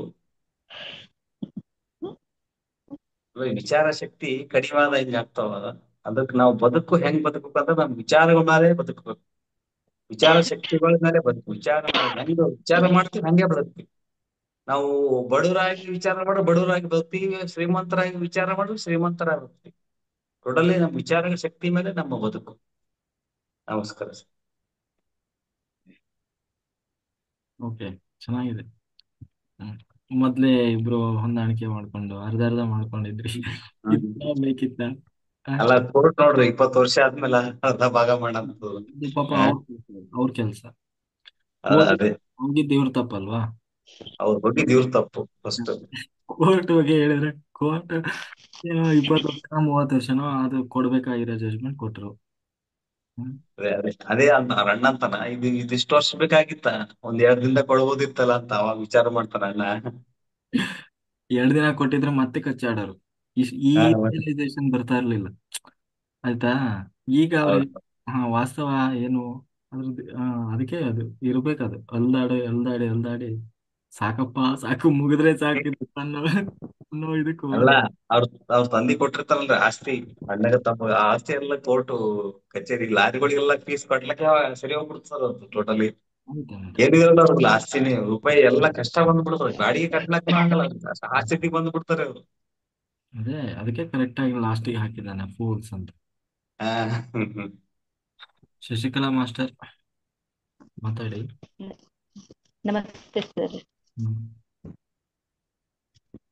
17ನೇ ಅಧ್ಯಾಯ ಚೆನ್ನಾಗಿತ್ರಿ ಸರ್. ಎಲ್ಲಾ ಸಹಸ್ರನಾಮಗಳ ಬದ್ದಲ್ಲ ಮತ್ತು ಚಂದ ಹೇಳಿದ್ರಿ. ನಾವು ಮೊದಲು ಸಹಸ್ರನಾಮಗಳ ವಿಷ್ಣು ಸಹಸ್ರನಾಮ, ಲಲಿತಾ ಸಹಸ್ರನಾಮ ಎಷ್ಟು ಅಂತ ಹೇಳ್ತಿದ್ವಿ ರೀ. ಆದ್ರೆ ನಮ್ಮಲ್ಲಿ ಅವ್ ಚಕ್ರ ಆಕ್ಟಿವ್ ಇಲ್ಲ ನೋಡಕ್ಕೆ ಆಗೋದ್ರಿ. ನಾವು ನೋಡಿ ಎಷ್ಟೋ ನಾವು ಇದು ಮಾಡ್ತೇವೆ, ಪಾರಾಯಣ ಮಾಡ್ತೇವೆ, ಯಾಕೆ ಹಿಂಗ ಆಗಲ್ಲ ಅಂತ ಅಂತಿದ್ವಿ. ಈಗ ಸರ್ ಗೊತ್ತಾಯ್ತ್ರಿ, ಎಲ್ಲ ಐತ್ರಿಂದರಿ ನೀವ್ ಹೇಳಿದ ಬಳಕ. ನಾವ್ ಬರೇ ಮೊದಲು ಪ್ರತಿ ದಿನ ಹೇಳಿದ್ರು ಅದ್ರಿಂದ ಏನ್ ಲಾಭ ಇಲ್ಲ ಅಂತ ಅನ್ಕೋತಿರ್ತಿದ್ರಿ. ಈಗ ಗೊತ್ತಾಯ್ತ್ರಿ ಸರ್, ಎಲ್ಲಾ ಬಹಳ ಚೆನ್ನಾಗಿ ಹೇಳಿದ್ರಿ. ಮತ್ತ ಆಹಾರಗಳ ಬಗ್ಗೆ ಹೇಳಿದ್ರಿ, ಖುಷಿ ಆಯ್ತ್ರಿ ಸರ್. ಒಂದ್ ಅಲ್ಲಂ ಪ್ರಭುನ ವಚನ ಹೇಳ್ತೇನ್ರಿ ಸರ್. ಕಲ್ಯಾಣವೆಂಬ ಪಣತೆಯಲ್ಲಿ ಭಕ್ತಿ ರಸವೆಂಬ ತೈಲವನ್ನೆರೆದು ಆಚಾರವೆಂಬ ಭಕ್ತಿಯಲ್ಲಿ ಬಸವಣ್ಣನೆಂಬ ಜ್ಯೋತಿಯ ಮುಟ್ಟಿಸಲು ತೊಳಗಿ ಬೆಳಗಿಸುತ್ತಿದ್ದರಯ್ಯ ಶಿವಪ್ರಕಾಶ. ಆ ಬೆಳಕಿನೊಳಗೆ ಒಪ್ಪುತ್ತಿದ್ದರಯ್ಯ ಅಸಂಖ್ಯಾತ ಭಕ್ತಗಣಗಳು. ಶಿವಭಕ್ತರಿಂದ ಕ್ಷೇತ್ರವೇ ಅವಿಮುಕ್ತ ಕ್ಷೇತ್ರವೆಂಬುದು ಹುಸಿಯೇ. ಶಿವಭಕ್ತರಿಂದ ದೇಶ ಪಾವನನೆಂಬುದು ಹುಸಿಯೇ. ಗುಹೇಶ್ವರ ಲಿಂಗದಲ್ಲಿ ಎನ್ನ ಪರಮಾರಾಧ್ಯ ಸಂಗ ಬಸವಣ್ಣನ ಕಂಡು ಬದುಕಿದಿನೆಂದು ಕಾಣ ಸಿದ್ದರಾಮಯ್ಯ. ಅರ್ಥ ಒಂದ್ ಸ್ವಲ್ಪ ಬರ್ತದ್ರಿ, ಅಷ್ಟೇ ಹೇಳ್ತೀನಿ. ಬೆಳಗುತ್ತಿರುವ ಒಂದು ಪಣತೆಯ ರೂಪದ ಮೂಲಕ ಅಲ್ಲಂ ಪ್ರಭು ಬಸವಣ್ಣರ ಮಹಾ ವ್ಯಕ್ತಿತ್ವವನ್ನು ಬಹಳ ಸುಂದರವಾಗಿ ವಿವರಣೆ ಮಾಡಿದ್ದಾರೆ. ಕಲ್ಯಾಣವೆಂಬುದು ಒಂದು ಪಣತೆ, ಅದರಲ್ಲಿ ಭಕ್ತಿ ರಸವೇ ತೈಲ. ಆಚಾರವೆಂಬುದೇ ಬತ್ತಿ. ಅದಕ್ಕೆ ಬಸವಣ್ಣನೆಂಬ ಜ್ಯೋತಿಯು ಮುಟ್ಟಿದರೆ ಅಲ್ಲಿ ಶಿವಪ್ರಕಾಶ ಅಥವಾ ಶಿವಮಹಿಮೆ ಪ್ರಜ್ವಲಿಸಿತಂತೆ. ಆ ಮಹಾ ಬೆಳಕಿನಲ್ಲಿ ಅಸಂಖ್ಯಾತ ಭಕ್ತ ಸಮೂಹ ಆಶ್ರಯ ಪಡೆದಿದ್ದಾರೆ. ಅಂತ ಶಿವಭಕ್ತರಿರುವ ಕ್ಷೇತ್ರ ಅವಿಮುಕ್ತ ಕ್ಷೇತ್ರ, ದೇಶ ಪಾವನ ಎಂಬುದು ಸುಳ್ಳಲ್ಲ. ಅದಕ್ಕೆ ಕಾರಣನಾದ ತನಗೆ ಪರಮಾರಾಧ್ಯನಾದ ಬಸವಣ್ಣನನ್ನು ಕಂಡು ತಾನು ಬದುಕಿಕೊಂಡೆ ಎಂದು ಅಲ್ಲಂ ಪ್ರಭು ಭಾವುಕತೆಯಿಂದ ವಿವರಿಸಿದ್ದಾರೆ. ಮತ್ತು ಎಲ್ಲ ಶರಣರ ಹೃದಯ ಭಾವನೆಗೆ ಅಲ್ಲಂ ಪ್ರಭು ಮಾತು ಕೊಟ್ಟಿದ್ದಾರೆ. ಬಸವಣ್ಣನು ಒಂದು ಜ್ಯೋತಿಗೆ ಹೋಲಿಸಿದ್ದಾರೆ. ಅವರು ತನಗೆ ಪರಮಾರಾಧ್ಯ ಎಂದು ಹೇಳುತ್ತಾರೆ. ಅವನನ್ನು ಕಂಡು ತಾನು ಬದುಕಿಕೊಂಡೆ ಎಂದೂ ಹೇಳುತ್ತಾರೆ. ಹಿರಿಯರಾದವರು ಇನ್ನೊಬ್ಬರು ಹಿರಿತನವನ್ನು ಗುರುತಿಸಿ ಅದನ್ನು ಮುಕ್ತವಾಗಿ ವ್ಯಕ್ತಪಡಿಸುವುದು ದೊಡ್ಡ ವಿಷಯ. ಲೋಕದ ಜನರಿಗೆ ಭಕ್ತಿಯ ಬೆಳಕನ್ನು ನೀಡಿದ ಪ್ರಭುವಿನಂತ ಮಹಾ ವ್ಯಕ್ತಿ ಎನಿಸಿದ ಪ್ರಶಂಸೆ ಪಡೆದ ಬಸವಣ್ಣನು ನಿಜವಾಗಿಯೂ ಧನ್ಯನಾದನು. ಜಗಜ್ಯೋತಿ ಬಸವಣ್ಣವರ ಬಗ್ಗೆ ಅಲ್ಲಂ ಪ್ರಭು ತುಂಬಾ ಚೆನ್ನಾಗಿ ವಿವರಣೆ ಮಾಡಿದ್ದಾರೆ sir. Thank you sir. Thank you. ತುಂಬಾ ಚೆನ್ನಾಗಿತ್ತು. ದಿಲೀಪ್ ಮಾಸ್ಟರ್. ನಮಸ್ತೆ ಮಾಸ್ಟರ್.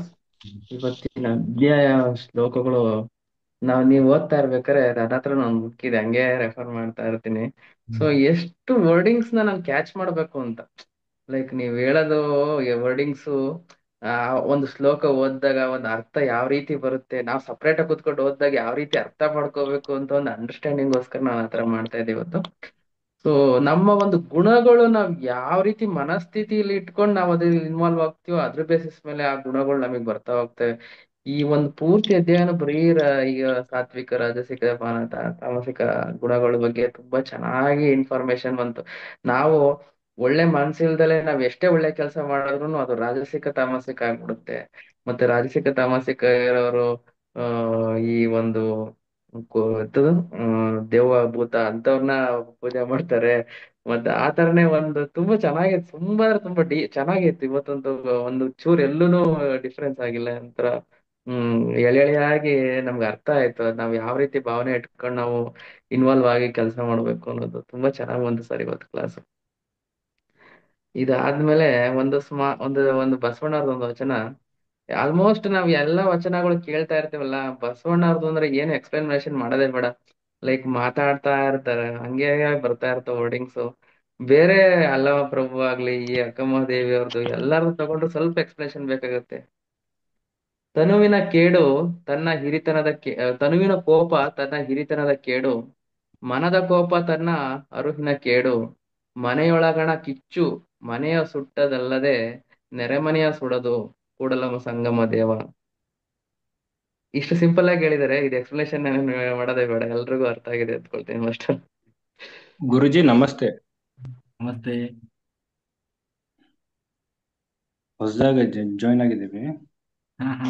ರಾಂಜಿ ಹೇಗಿದ್ದೀರಾ? ಹೆಂಗ್ ನಡೀತಾ ಇದೆ ಕ್ಲಾಸ್? ಬಾರಿ ಫ್ಯಾಂಟಾಸ್ಟಿಕ್, ಬೆಂಕಿ ನಡೀತಾ ಇದೆ. ಓಕೆ ಓಕೆ, ಏನೋ ಸ್ಟಾರ್ಟ್ ಮಾಡಿ. ಓಕೆ, ಕಂಟಿನ್ಯೂ ಸ್ಟಾರ್ಟ್ ಮಾಡಿ. ವೆರಿ ಗುಡ್, ಚೆನ್ನಾಗಿತ್ತು ದಿಲೀಪ್ ಜಿ. ಅದೇ ಒಳಗಿನ ಕಿಚ್ಚು ನನ್ನನ್ನೇ ಫಸ್ಟ್ ನನ್ ಸುಟ್ಟು ಬೇರೆ ಸುಡ್ತದೆ ಅಲ್ವಾ? ನಮ್ ಮನೆ ಸುಟ್ಟ ಮೇಲೆ ಪಕ್ಕದ ಮನೆಗೆ ಹೋಗುತ್ತೆ. ಅದ್ ಬಿಟ್ರೆ ನಮ್ ಮನೆಯಲ್ಲಿ ಏನು ಅದು ಕೆಟ್ಟ ಒಂದು ಕಿಚ್ಚು ಶುರುವಾಗುತ್ತೋ ಅದ್ ನಮ್ಮನ್ನೆಲ್ಲ ಸುಟ್ಟು, ನಮ್ ಮನೆಯವ್ರನ್ನೆಲ್ಲ ಸುಟ್ಟು, ನಮ್ ಮನೆ ಆದ್ಮೇಲೆ ಪಕ್ಕದ ಮನೆಗೆ ಹೋಗೋದು.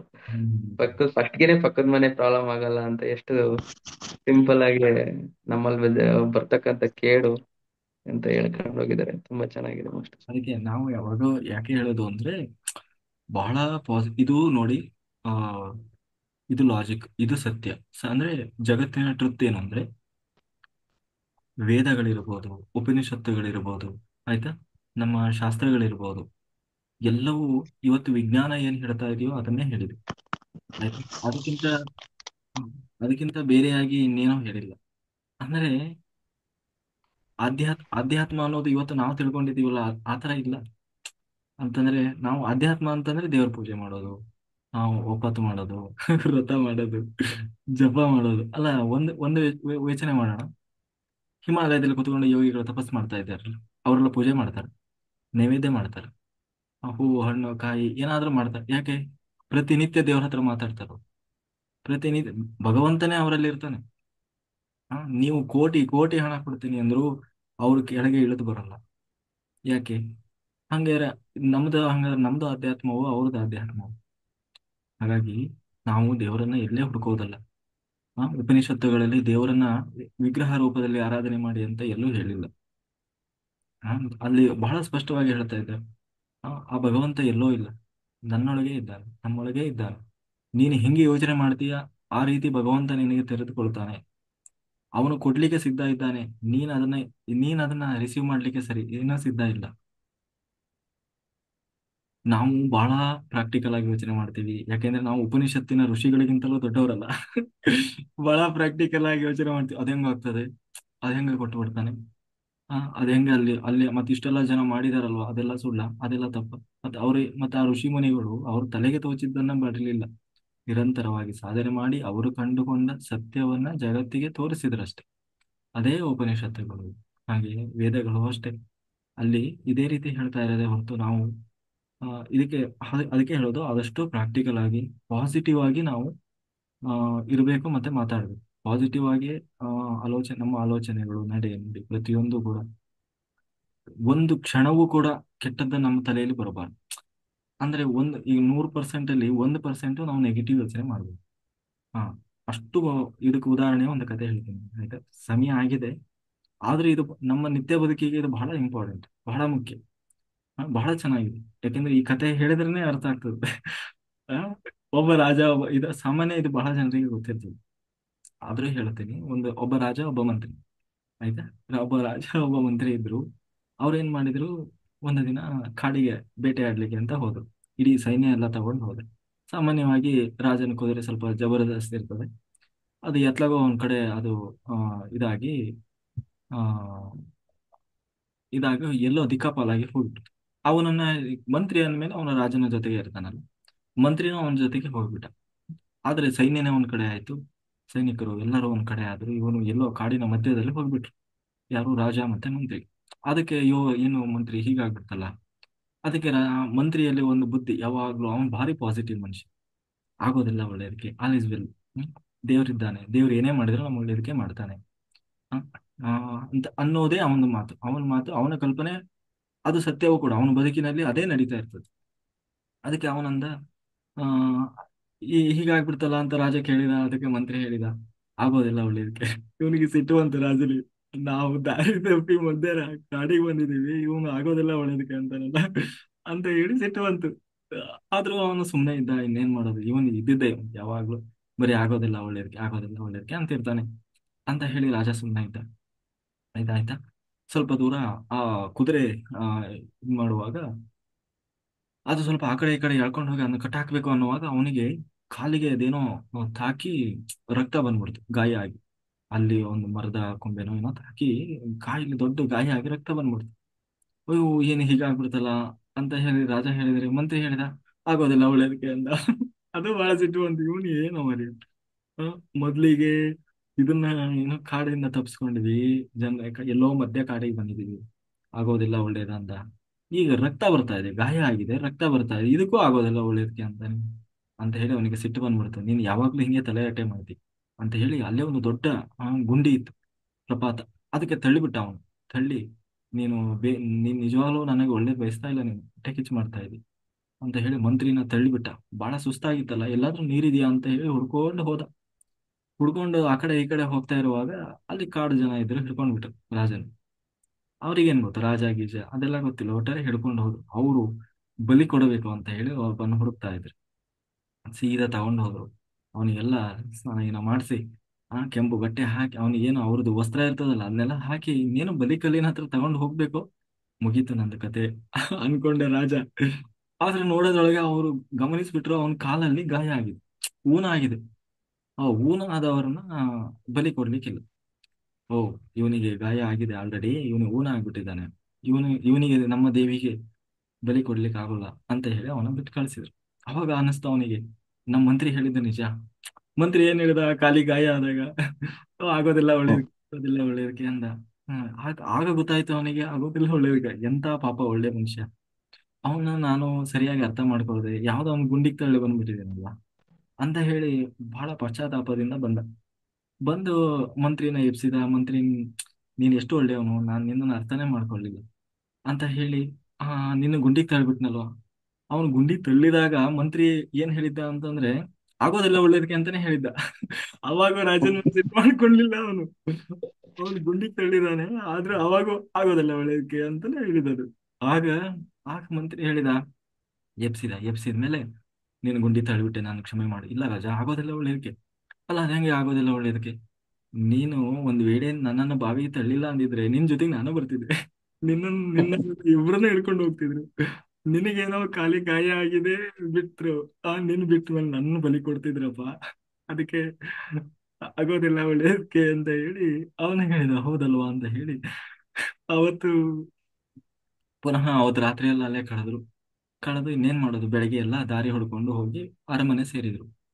ಅಲ್ಲಿ ಅರಮನೆಯಲ್ಲಿ ಅವನು ತಪ್ಪಿಸ್ಕೊಂಡಿದ್ನಲ್ವಾ, ತಪ್ಪಿಸ್ಕೊಂಡಾಗ ಅವನೇನಂತ ಹೇಳಿದ, ಆಗೋದಿಲ್ಲ ಒಳ್ಳೇದಕ್ಕೆ ಅಂತಾನೆ ಹೇಳಿದ. ಹಾ, ಅಲ್ಲಿ ಏನಾಗಿತ್ತು ಅಂತಂದ್ರೆ, ರಾಜನ ವಿರುದ್ಧ ಒಂದು ದೊಡ್ಡ ಕುತಂತ್ರ ನಡೆದಿತ್ತು.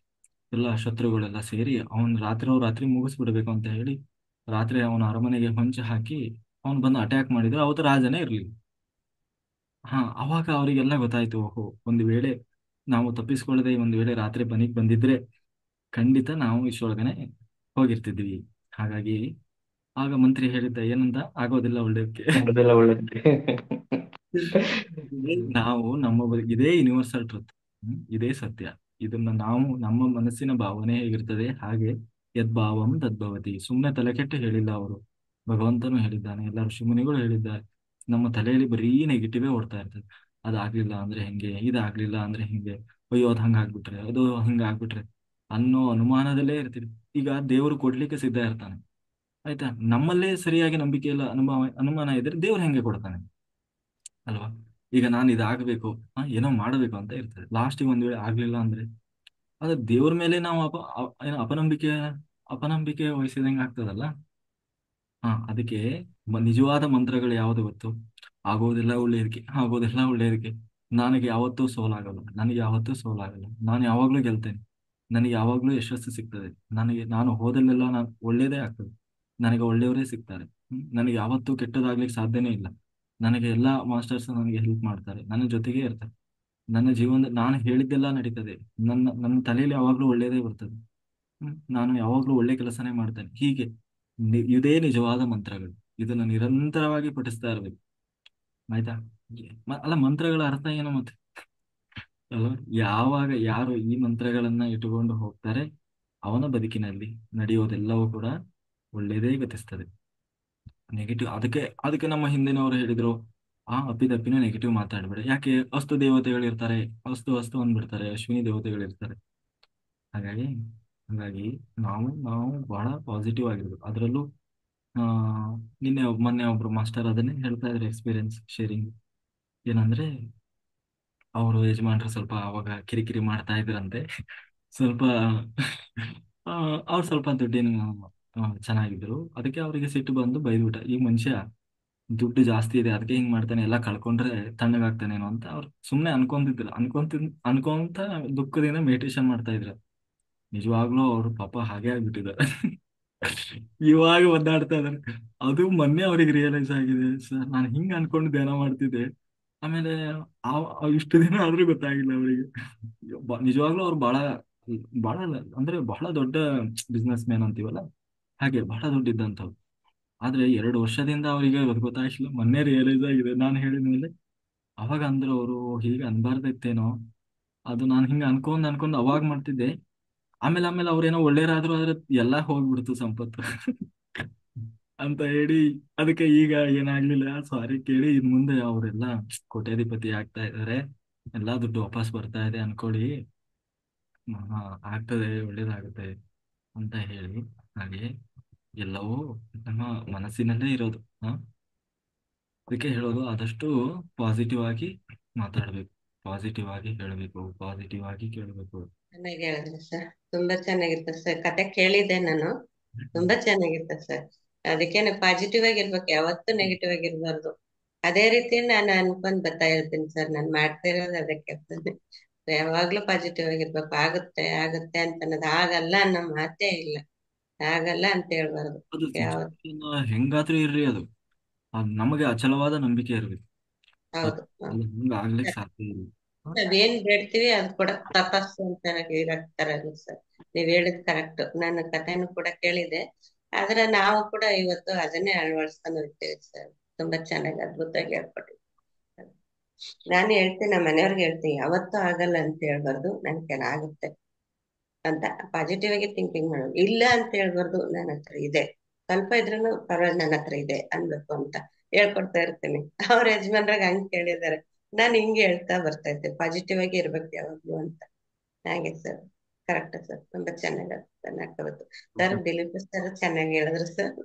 ಚೆನ್ನಾಗಿ ಹೇಳಿದ್ರು. ಒಂದೊಂದೊಂದೊಂದು ಪಾಯಿಂಟ್ ಆಗ್ತಿರ್ತಾರೆ ಅವರು ಕೂಡ. ಈಗ ತುಂಬಾ ಚೆನ್ನಾಗಿದೆ.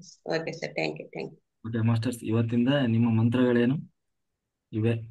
ಆಗೋದಿಲ್ಲ ಒಳ್ಳೇದಕ್ಕೆ. ಒಳ್ಳೇದಕ್ಕೆ. ಹೌದು. ನಿರಂತರವಾಗಿ ಪಾರಾಯಣ ಮಾಡಿ 108 ಸಾರಿ, 1008 ಸಾರಿ. ಒಳ್ಳೇದಕ್ಕೆ. ತಮಾಷೆ ಇಲ್ಲ, ನಿಜವಾಗಲು. ನೀವು ಬೇಕಾದ್ರೆ ಹೇಳಿ ಹೇಳಿ ಆಮೇಲೆ ನೋಡಿ ಅದ್ರ ಅದ್ಭುತ. ಸತ್ಯ ಅದು. ಏನಿಲ್ಲ, ಅದೆಲ್ಲ ನನಗಿದೆ ಅಂತ ಶುರು ಮಾಡಿ. ನನಗೆ ಖಂಡಿತ ಇಲ್ಲ ಇಲ್ಲ ಇಲ್ಲ ಅನ್ಕೊಂಡು ಅದು ಇಲ್ಲಾನೇ ಆಗಿದೆ. ಖಂಡಿತ. ದುಡ್ಡಿಲ್ವಾ ದುಡ್ಡಿಲ್ವಾ, ಸಾಲ ಇದೆಯಾ, ನನ್ನ ಎಲ್ಲಾ ಸಾಲ ತೀರಿದೆ, ಸಾಲ ತೀರಿದೆ, ಸಾಲ ತೀರಿದೆ, ಸಾಲ ತೀರಿದೆ. ನಾನು ಹಂಗೆ ಹೇಳ್ಕೊಡ್ತಾ ಇರ್ತೀನಿ. ಸಾವಿರ ಸಾರಿ ಹೇಳಿ. ನಿಮ್ಮ 1000 ಸಾರಿ ಹೇಳುವಾಗ ಒಂದು ಸಾರಿನಾದ್ರೂ ವಸ್ತು ದೇವತೆಗಳು ತಥಾಸ್ತು ಅಂತಾರೆ. ಖಂಡಿತ. ನೀವು ಹೇಳೋದನ್ನ ಕೇಳಿ ಕೇಳಿ ಕೇಳಿ ದೇವರಿಗೆ ಬೇಜಾರಾಗಿ ಆಗ್ಲಿ ಬಿಡಪ್ಪ ಅತ್ಲ ಹೋಗ್ಲಿ. ತಥಾಸ್ತು ಕೊಟ್ಬಿಡ್ತಾರೆ. ಕರೆಕ್ಟ್ ಹೇಳಿದ್ರೆ. ಅಲ್ಲ, ನಾನು ಅದೇ ಯಾವಾಗೂ ಅದೇ ಇವಾಗ ಏನಾದ್ರೆ ಅದು ಸತ್ಯ. ಆ ಸತ್ಯನೇ ಹೇಳ್ತಾ ಇರ್ತೀನಿ ನಮ್ಮ ಮನೆಯವ್ರು. ನೀವು ಹೀಗೆ ಕೃಷ್ಣನ ಕರೀರಿ, 1 ಸಾರಿ ಕರೀರಿ, ಬರದೇ ಇರ್ಬೋದು. 100 ಸಾರಿ ಕರೆದಾಗ ಬರದೇ ಇರ್ಬೋದು. 1000 ಸಾರಿ ಕರೆದಾಗ ಒಂದು ಸಾರಿನಾದ್ರೂ ಅವನಿಗೂ ಮನ್ಸು ಬರ್ತದೆ, ಇನ್ನೇನಪ್ಪ ಇಷ್ಟೊಂದ್ ಸಾರಿ ಕರಿತಾನೆ, ಒಂದು ಸಾರಿನಾರ ಹೋಗಿ ವಿಚಾರಿಸಿ ಬರೋಣ ಅಂತ ಹೇಳಿ ಬಂದ್ರೆ ಚೆನ್ನಾಗಿ. ಬರ್ತಾನೆ, ಒಂದು ಸಾರಿನಾದ್ರೂ ಬರ್ತಾನೆ. ಆ ಹಾಗೆ ಅದು ಇದೇ ನಿಮ್ಮ ಮಂತ್ರಗಳು. ಇನ್ನು ಮುಂದೆ ಪಾರಾಯಣ ಮಾಡ್ಲಿಕ್ಕೆ ಇವೇ ಮಂತ್ರಗಳು. ಆಯ್ತಾ? ಕೃಷ್ಣಗಳು. ಕೃಷ್ಣ ನುಡಿಗಳು. Okay sir, thank you. ಹೇಳ್ತಾ ಹೋಗಿ ನೋಡಿ ಯಾಕೆ ಸಿಗಲ್ಲ. ಅದೇ ಲಾ ಆಫ್ ಅಟ್ರಾಕ್ಷನ್. ಅಂದ್ರೆ ನಾವ್ ಅದನ್ನೇ ಹೇಳಿದ್ದು. ನಾವೇನ್ ಮಾಡ್ತೀವಿ ಅಂದ್ರೆ ಲಾಜಿಕ್ ಆಗಿ ಯೋಚನೆ ಮಾಡ್ಲಿಕ್ಕೆ ಶುರು ಮಾಡ್ತೀವಿ. ನಾವ್ ಹೆಂಗೆ ಅಂತಂದ್ರೆ ವೇದ ಬರದ, ಉಪನಿಷತ್ತುಗಳನ್ನ ಬರದ ಋಷಿಗಳಿಗಿಂತಲೂ ನಾವು ಸ್ವಲ್ಪ ಮುಂದೆ ಹೋಗಿ ಯೋಚನೆ ಮಾಡ್ತೀವಿ. ಅವರೆಲ್ಲ ಸತ್ಯ ತಿಳಿದು ಮಾತಾಡಿದ್ರೆ ನಾವು ನಮ್ಮದೇ ಶೈಲಿಯಲ್ಲಿ ಯೋಚನೆ ಮಾಡಿ ಇವತ್ತು ಏನು ಎಲ್ಲ ಇದ್ದು ಇಲ್ದ ಹಾಗೆ ಕೂತಿದ್ವಿ. ಏನ್ ಮಾಡಂಗಿಲ್ಲ. ಓಕೆ ಮಾಸ್ಟರ್ಸ್, ಈಗ